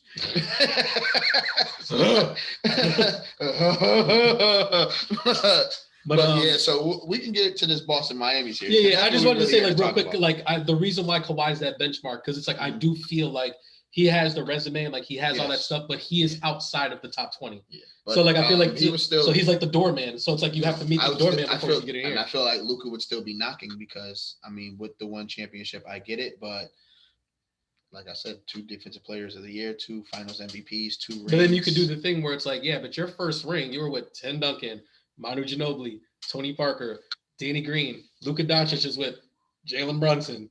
And then, but like, I think the even bigger argument is I had to beat Utah. I had to beat Phoenix. I had to beat Golden State. And then I had to beat either Miami or Boston. And it's like, that is a very, very difficult road you can compare his Toronto run to that too. No, I don't think you can. I think his Toronto run was pretty easy. Do we not remember like the entire Golden State Warriors being dead by the time they got to the finals? It was just Steph. Yeah. Man, you don't like Kawhi, huh? I really don't. I don't like him. Like I'm gonna be honest like that. Like, and that was kind of like the thing where like B-Miz was just like, oh well, like I know why a lot of people don't like Kawhi. I don't know why you don't like Kawhi, but I know a lot of people don't like Kawhi because that gives them an out to say he's better than LeBron or like he's a better young talent or however they say it. Like that's like the kryptonite to the LeBron arguments. Yeah. So I know that he got a lot of unnecessary hate based on people hating on LeBron. Yeah, I just don't like the way he handles business. That's my whole thing because it's like, and that's what I was trying to say with like misremembering the San Antonio situation. Right. Where it's like he did get hurt. Right. And then San Antonio tried to like rush him back, and he was like, I don't want to be rushed back. Right. And then eventually they got to the point where they're like, no, like you're really healed, and we're in the playoffs. Like, come play. And he was like, no. Right. And then they started off the next season, and then they were just like, hey, like, are you going to come play? And he was like, actually, I'm going to get surgery like a week before season starts, and then I'm not going to play. And then when I come back and like I'm actually healthy, I'm still not going to play, and I'm going to make you guys trade me. And Pop's going to sit down with me. We're going to have a dope conversation. We're going to say everything's good, and then I'm going to go to the media and tell them that I want to be traded. And then I'm going to go to Toronto, tell them that I'm going to be around and do all the other stuff. And then I'm going to go to LA and I'm going to tell everybody like in LA that like I'm the new king of LA. And then even though LeBron's already here, I didn't purposely go to the Lakers because I could have went to the Lakers. I purposely didn't went to the Clippers because I wanted to beat LeBron and immediately turned into a scrub as soon as I got there. Sheesh. That's what I'm saying. It's like his journey's just been like this wild journey. And it's like, because he doesn't say much, like they're just like, oh, like he's still like kind of like a cool guy. And it's like, well, no, if you read between the lines, like he does speak and he does do things. He just moves really funny. Right. You know what I mean? And it's like, I just never really banged with him because of that. Okay. But I think he's the modern day Scottie Pippen. I think he's that good of a defensive player. I think Giannis is the premier defensive player, but I think he's right below. I think he's the best perimeter defender we've seen last 10, 15 years. Okay. Like, you know what I mean? I do think Kawhi Leonard is good. I am biased on players. I will always be biased on players, but I am never biased on the facts. It's just like I would never not say someone is just not good because I don't like them. Okay. You know what I mean? Like I'll never do that. Okay. All right. Unless you're Jimmy Butler. No, I'm just kidding.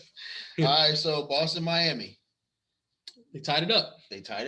Celtics. Can we get a conference finals game that's not a blowout? Bro, I thought I was the only one that felt this way. Like, no, Twitter's been going up about it. I don't be on Twitter, so it's just like I hate the fact that this is supposed to be the best NBA basketball of the season, and we're getting blowout games, and it's just so frustrating that you have these games that are unentertaining and you want to turn them off because and I understand if it's like maybe it's close and then you stray away in the fourth quarter. These blowouts are establishing themselves in the first quarter, and it's this just game the was what whole game. 18-1 at one point. Yes, and I was just like, this is not fun to watch. It's the thing is with the Dallas game, at least the game 3. Yes, Dallas was up for a point, and it was an interesting game. They just ended up losing. Yes, but it's literally been the only game of the conference finals. Right. We've had 7 games, and 6 of them have been blowouts, and it's been very uninteresting. Right. And it's like they're 8:30 games, right? So it's like I'm trying to stay up, and it's like for this, and it's like they're not entertaining, and it's like that's at all not the best version of it.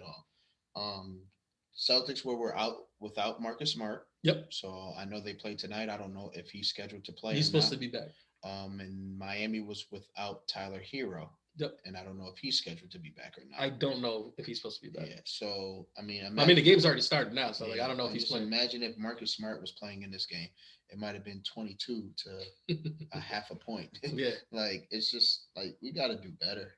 I didn't even it wasn't even because the Celtics were playing that great. Because I know that's the joint that had me uptight too.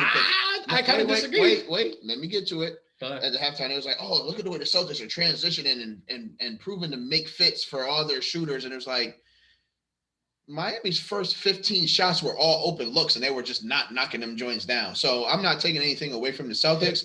Miami looked terrible. Yeah, they looked terrible, and I don't understand why.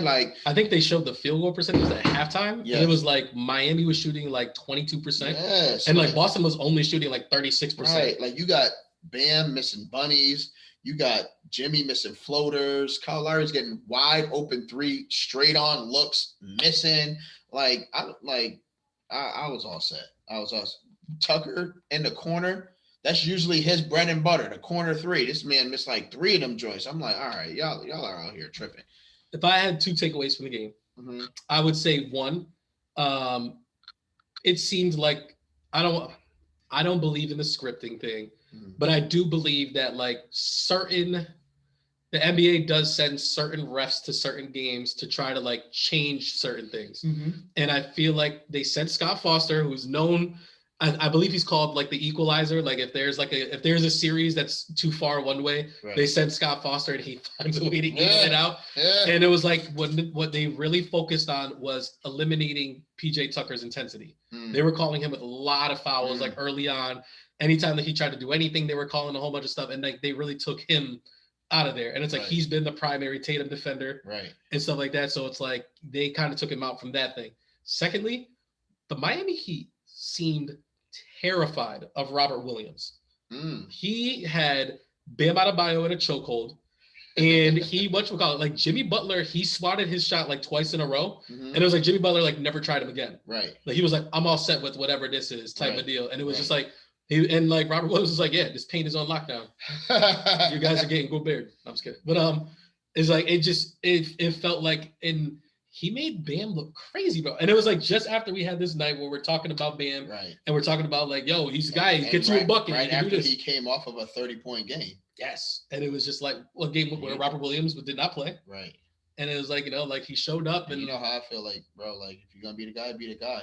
If consistency is important, especially when you have a guy like Tyler Hero out, and we actually need what you gave us last game, this game, and we don't get anywhere near that. I can't do it. It's not professional.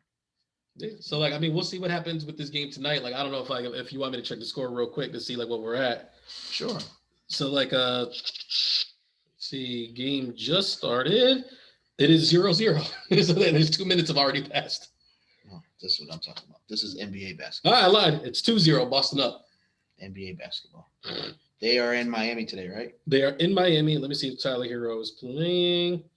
He is not played so far. Max Strus is starting. Marcus Smart. Marcus Smart. Oh, that was 4-0.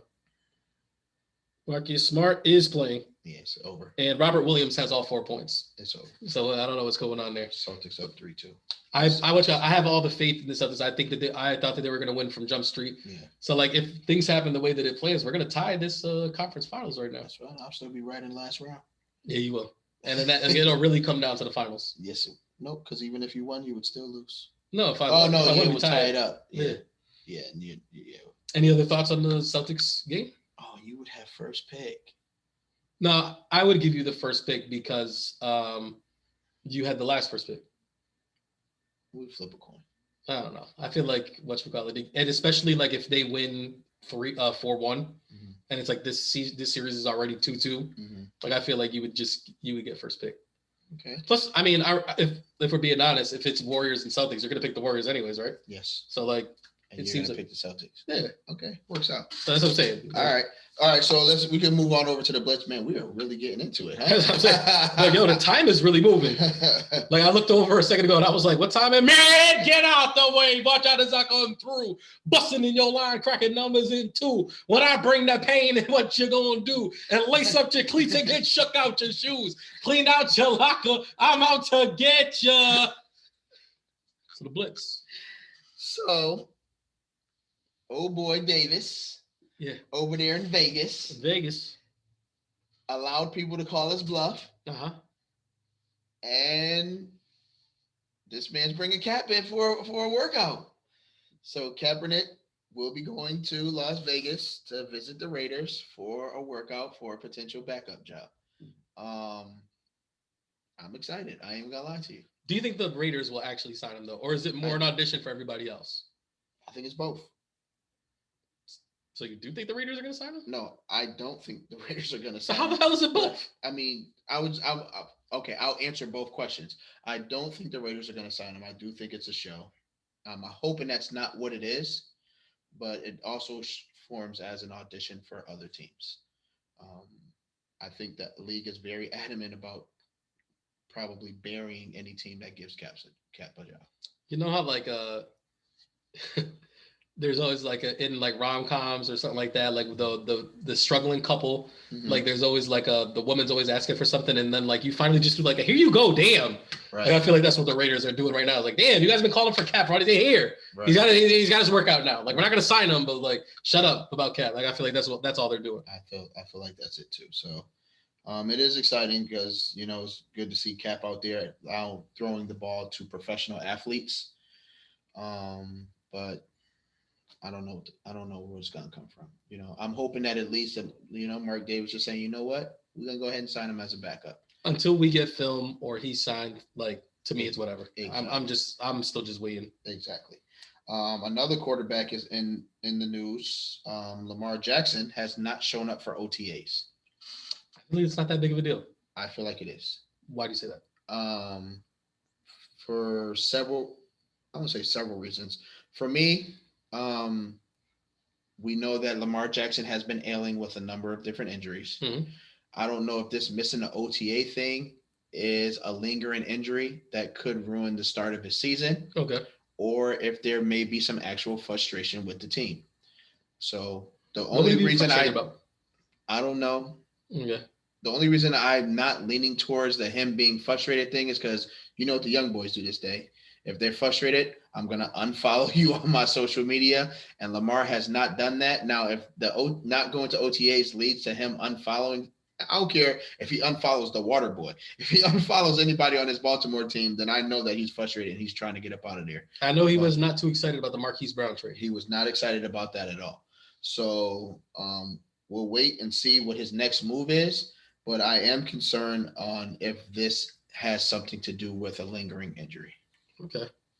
Like I said, like to me, I was just like, I feel like this is what veteran players just do. I feel like Brett Favre was speaking with yet though. How long you been in the league? He's been in the league for like 8 years. Has it been that long? Yeah, like his Madden cover was like 4 years ago. Wow.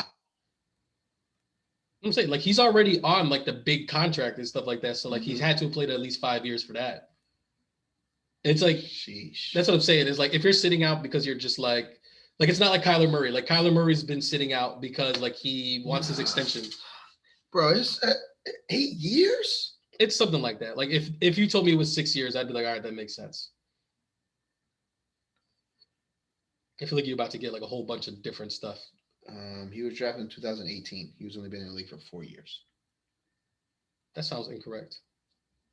I mean, but if it's in there, it's in there. You know what I'm saying? You said if it's in there, it's in there. I stand corrected. I stayed No, corrected. yeah, he was drafted in 2018.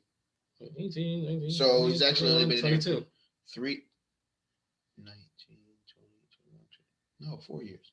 18, 19, 19, 20, 20 to 21, 21, 22, 22, 23. It's his fifth year. Oh yeah. This will be his 5th year. Got you. Yeah. So yeah, that's where we at with it. But yeah, that's pretty much it for football. 5 years not a vet. They don't last very long in the NFL.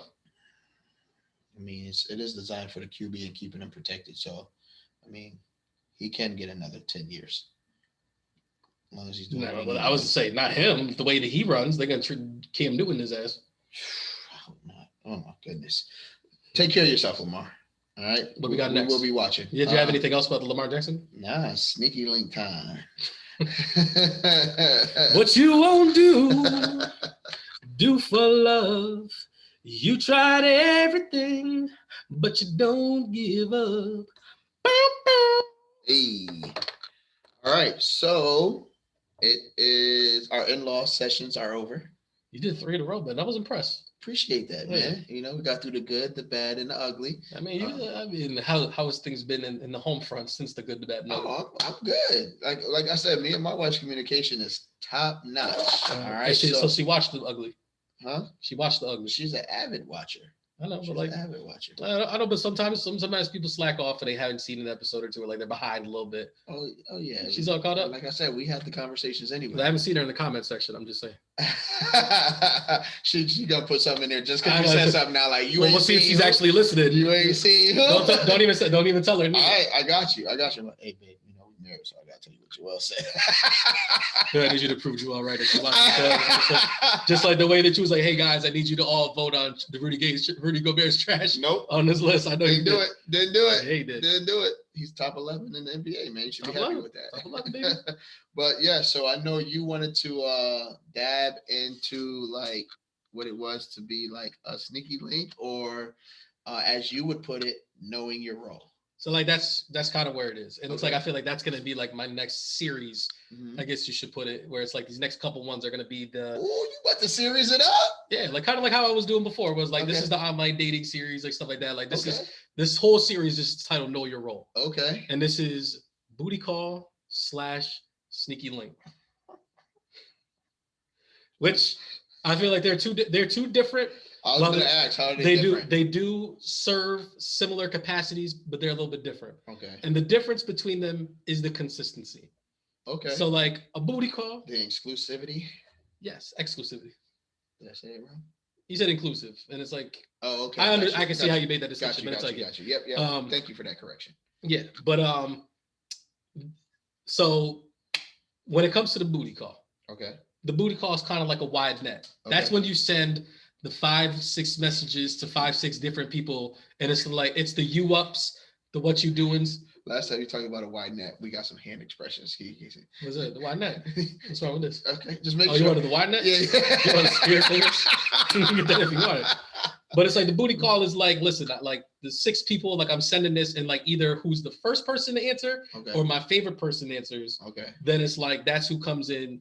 You GTG, Okay. GTD. Okay. What's GTG stand for, Tommy? Get the draws. You know what I'm saying? It's like draws. whoever gets there type of deal. That's the 2 a.m. to 3 a.m. text and whatever. Sneaky link's a little bit different. Okay. Sneaky link is one, it's more consistent. Normally, I say normally, but it's just like it's almost like a scheduled type thing where it's just like an appointment. yeah. I mean, yeah. Have you not heard the term dick appointment? I have. Yeah, but it's like it's kind of what it is. It's like I had this dick appointment. It's like you're not good enough to be my boyfriend. Mm-hmm. You're not my husband. Mm-hmm. You're not like anything over here. But it's like that D is working pretty nice. And usually the sneaky links work that way, where it's just like the dude is a sneaky link. I have seen female sneaky links like as well. Mm-hmm. But it's just like usually I know your schedule, and it's like I know that like. If I get a certain message on a Thursday or something like that, then I know what the green light is type of deal. And it's just like, it's also a what are you doing? Are you up? But you already know what time it is. Mm-hmm. And so like what I wanted to talk about is like know your role is like what the key things are kind of in all the relationships is like texting / calling. Okay. body language and stuff like that, and also like what do you bring to the table? Okay. In a sense, right? When it comes to the sneaky link and the booty call, there's only one thing you really need to bring to the table. I'm not taking you out to restaurants. We're not really being seen in public. The biggest part of the sneaky link is it's sneaky. Okay. No one should be knowing that like this is something that we're doing. Like you're not running around telling your friends.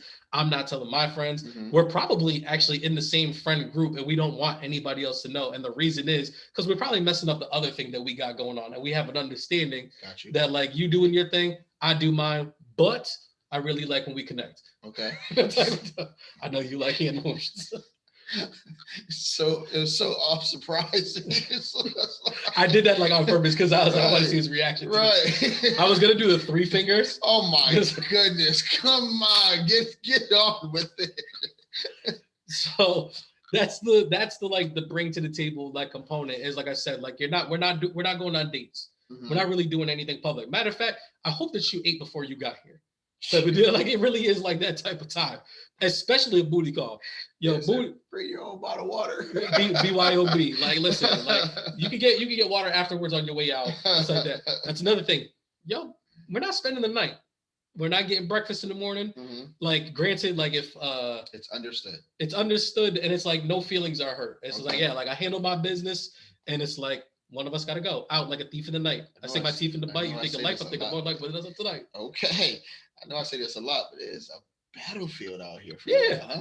And it's like, in order to even get to the other tiers, like to be the boyfriend or something, like you got to battle the sneaky links and the booty calls. Yeah. And it's like, it's a journey to get there. Like, you know, and it's like one of the key things about being single is like, you have to build your roster.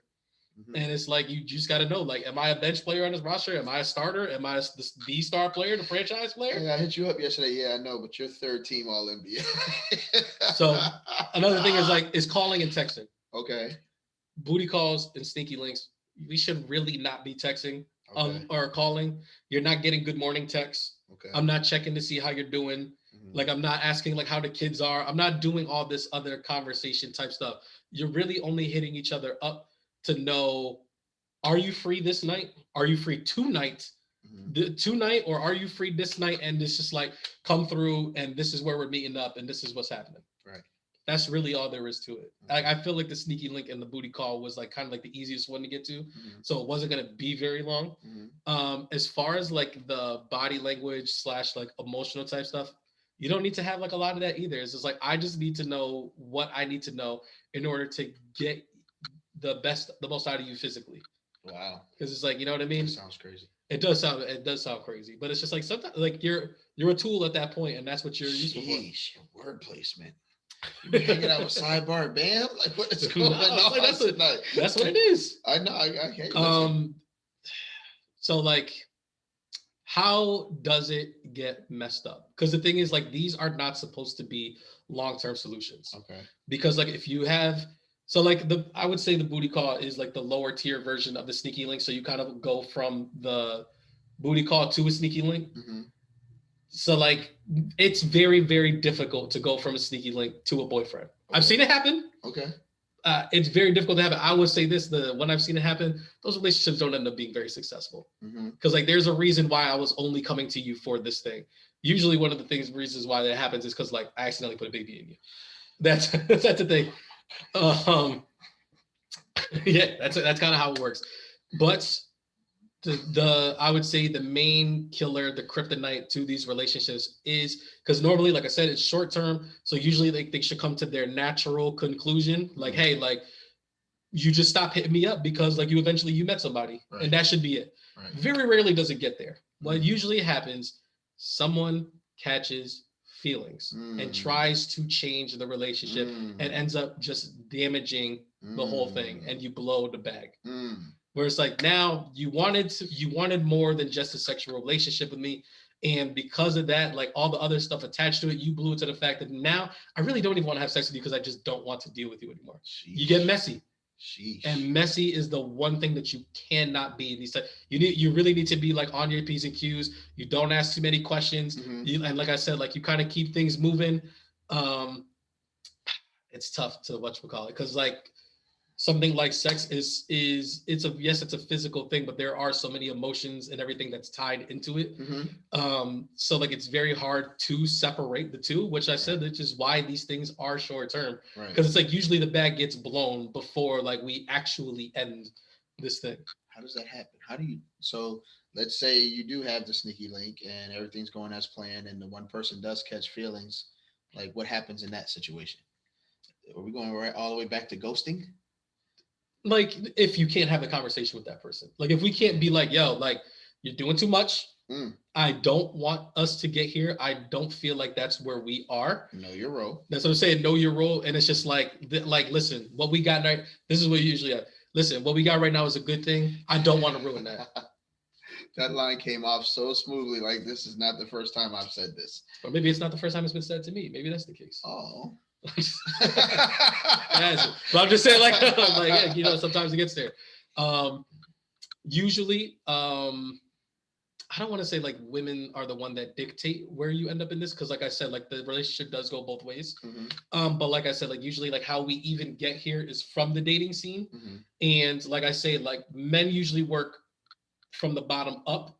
Is like, hey, can like I do all this other stuff to like, well, I married this girl, while girls usually work backwards, where like they kind of see, is the marriage material? No, but I don't mind having sex with them. Right. Type of deal. Like that's kind of like how you get here. And usually like when you do the dating or you date and you realize like he's not boyfriend material, but I'm still physically attracted. And the dude is just like, yo, like I kind of would go here and here, but at bare minimum, I would at least have sex with you. So like if that's what's on the table, then like then let's go for it. Right. But like people are people. So like these things are very difficult. Like I said, it's difficult to separate the emotions. It's difficult to separate everything. But I think what's most difficult is to separate expectations, because like there is like this. You're the man in my like. You're the only person I'm talking to. Like you should be doing these other things. Like I'm telling you right now. Like if you think that you have a sneaky link and you are cooking them meals, if you are helping them move, if you are fixing broken stuff that's in there, if you are coming to my job and bringing me stuff or like whatever, or if we're going on dates, you are not sneaky linking. I know some people who are very confused at what a sneaky link is. I'm like, you think that you're playing it one way, you're not playing it the way that you think you are. And it's like one of you guys is gonna, sneaky link. One of you is gonna get hurt. If you have a sneaky link, I should not know who this person is. If you're even doing sneaking, right? And so like if you're doing the thing where it's like I'm revealing to my friends who the sneaky link is, it's probably not a sneaky link. I'm telling you. It's like a ninja that knocks over everything loud in the house. Like I got the kill. like if Barry was saying that he was a ninja, it's like you're not a ninja, you're an assassin. You got the wrong title. You're not a ninja fan. That's what I'm saying. You got the wrong title. We in a whole relationship. So that's why it's important to know your role. Wow. Okay. Does that make sense to you? Yes, it makes. Like, is it very clear enough to you? It makes perfect sense. Yes. I've been trying to figure out like what the next step I'm gonna do is, and I was like, is it gonna be side piece or friends with benefits? And I was like, are they kind of on the same type of tier? And I think they somewhat are, but it's like I think the next time it's my turn. They somewhat are. Yeah. I think they're on the same tier, but I think they're just different things. Got you. You know what I mean? Yeah, I feel like you can have. There's like the same level of access. Not to go too far in it, but I feel like you can have fun with the friends with benefits, and the side piece is kind of like an agreement that this is what we're doing. But we'll get there. Because I was gonna say like sneaky links can evolve into other things, and I just said like I've never seen a sneaky link make it to marriage. Let's put it like that.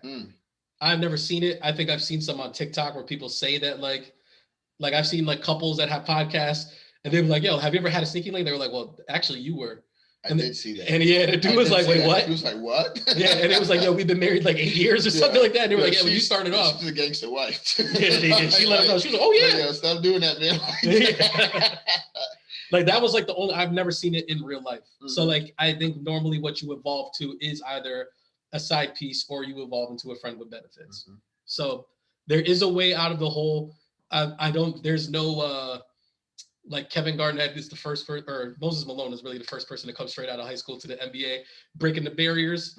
Like there's no person like that to be like, well, this person made it all the way over here. Right. Maybe Pete Davidson will be the first one. Who knows? But he's a full-on boyfriend now. Terrible.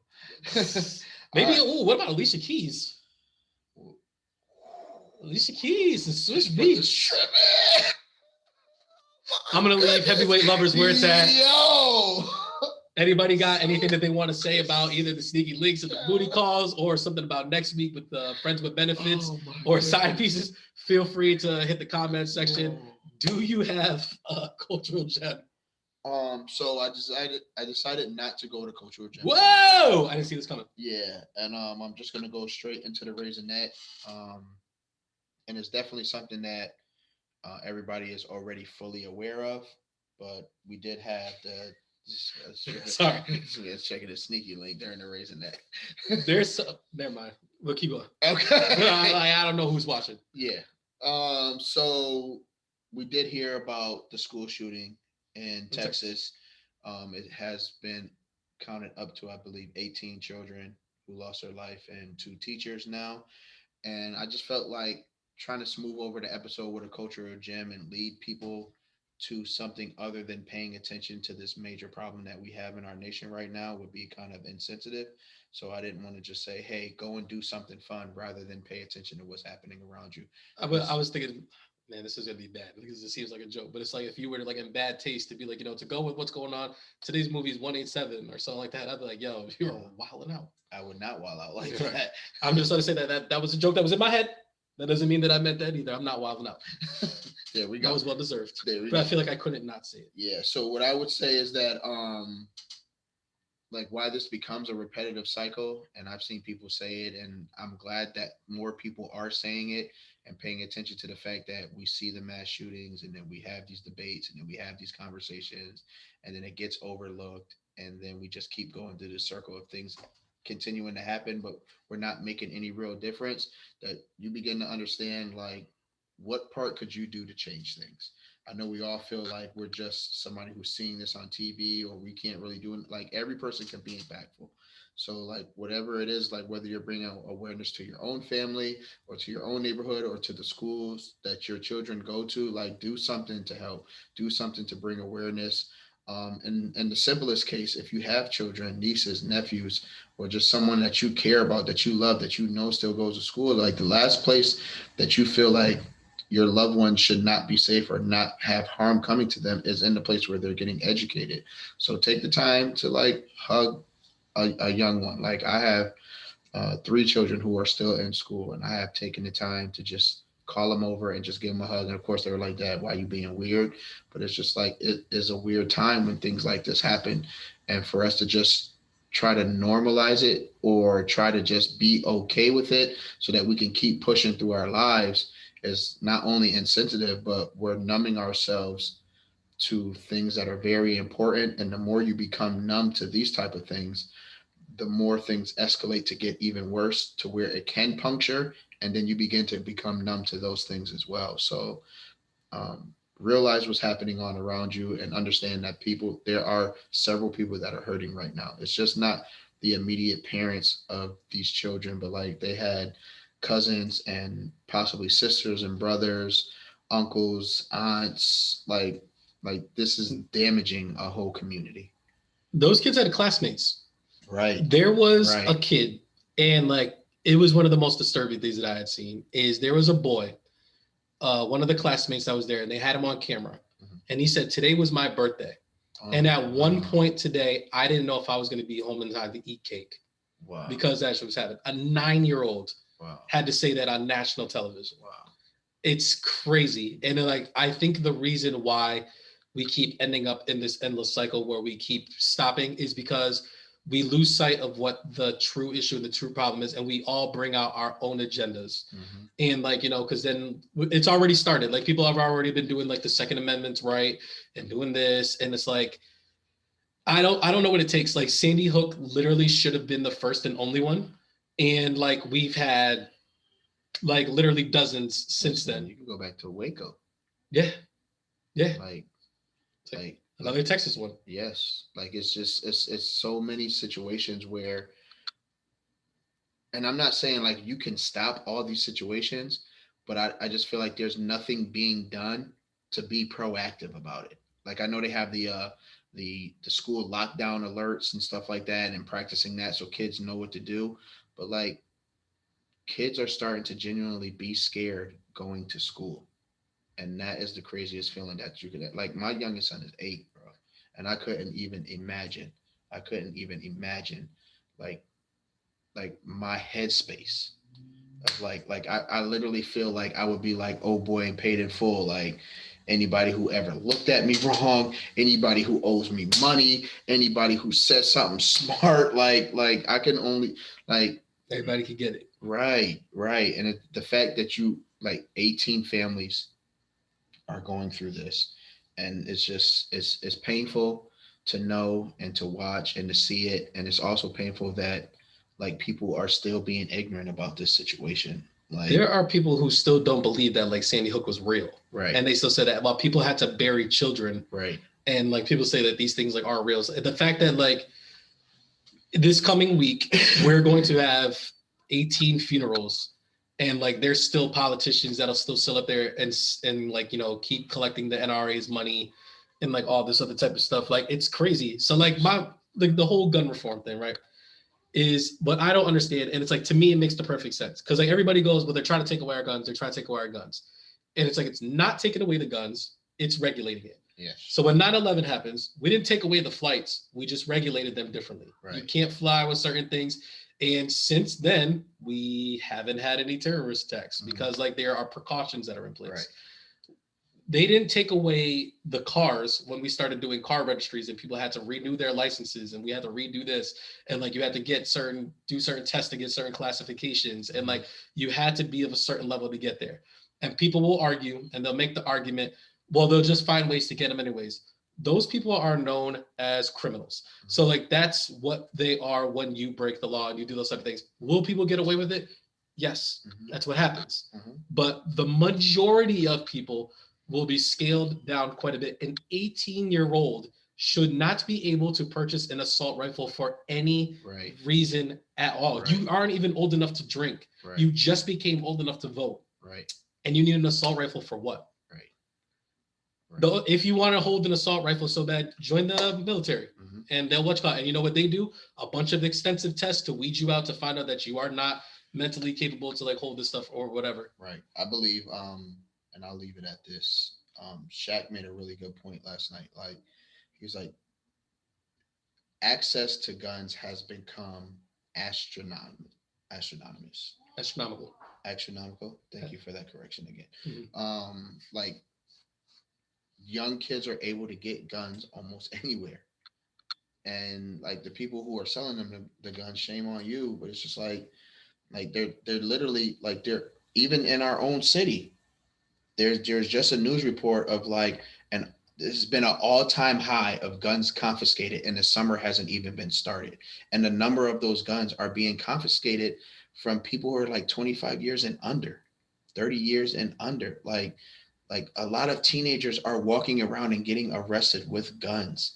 And they're like, if you see some of these profile pics or people taking mugshots, they're smiling in the photos. Like that's the new trend. Like I'm not going to look crazy in my photo. I'm going to smile like I'm at Olin Mills taking a family photo. And it's like, there's a throwback with Olin Mills. Oh yeah, definitely. Like nobody's really taking this seriously enough to understand that we have a major problem in our nation. And the people that are being affected by it are the people who cannot defend themselves or don't expect something like this to happen to them. I found out the dude from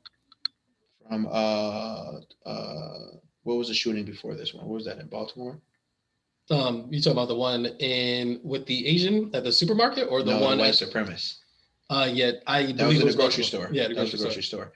He's only getting charged for one count of murder. Yeah. So you want to know the difference between this shooter and that shooter? Their race. Yeah, and you know one of them is in custody and the other one is in a body bag. Yes. I hate to go there, but it's just like one got killed, one got brought to McDonald's. Yeah. Yeah. It's I hate that like we keep having to have like this conversation and that we even have to go to that part because then I've already seen the messages where it's just like, well, in Chicago, this happens. So, and it's like, yet again, these are criminals. Mm-hmm. Why do we always got to bring it? Like, somebody tried to bring up border control. yes, I've seen a lot of. That's what I mean when people just bring different agendas in, and it's like, Yes. why are we making background noise to get away from the actual issue? Exactly. So, hug someone. I'm going upstairs to hug my son again. But just be mindful that like you have a duty. You have a duty to your family, to your community. We as a nation have a duty. Yes. To protect our children, and they should be able to go get an education without worrying that some madman is going to come in and take their life. Right. Because that was a lot of tough conversations we had to have today, like in school, where it's just like there are those that make jokes about it, and then there are those that are like genuinely scared, and it's just like because 18 kids lost their lives, but like you said, all these other kids have just lost their innocence. They have lost their safety blanket. They have lost their ability to grow up and be a kid, and this is going to affect them for the rest of their life, and it's sad. So I'll leave it at that. Was that your combination of a Raisinet? Yes. Heavy Raisinet? Yes. Sorry. I think to echo Steve Kerr last night before the game is like, this is enough. This should be enough. Yes. Like. Yes. I mean, I didn't know his past either. Yes. That was crazy. Yes. They talked about it briefly on The Last Dance. They did. So, yeah. So, all right, people, be well. All right. Thank you. What a weird way to end 50. I know. But it is what I mean. It needed to be said. It needed to be said. So, appreciate you being here for 50. Hopefully we'll be at 100 soon. All right. We got some special things coming up for y'all. More guests. Summertime's coming. We're going to try to do some funky stuff to where we're not just in the dungeon. So, peep us. All right. Good money. Like and subscribe. Hey, notify.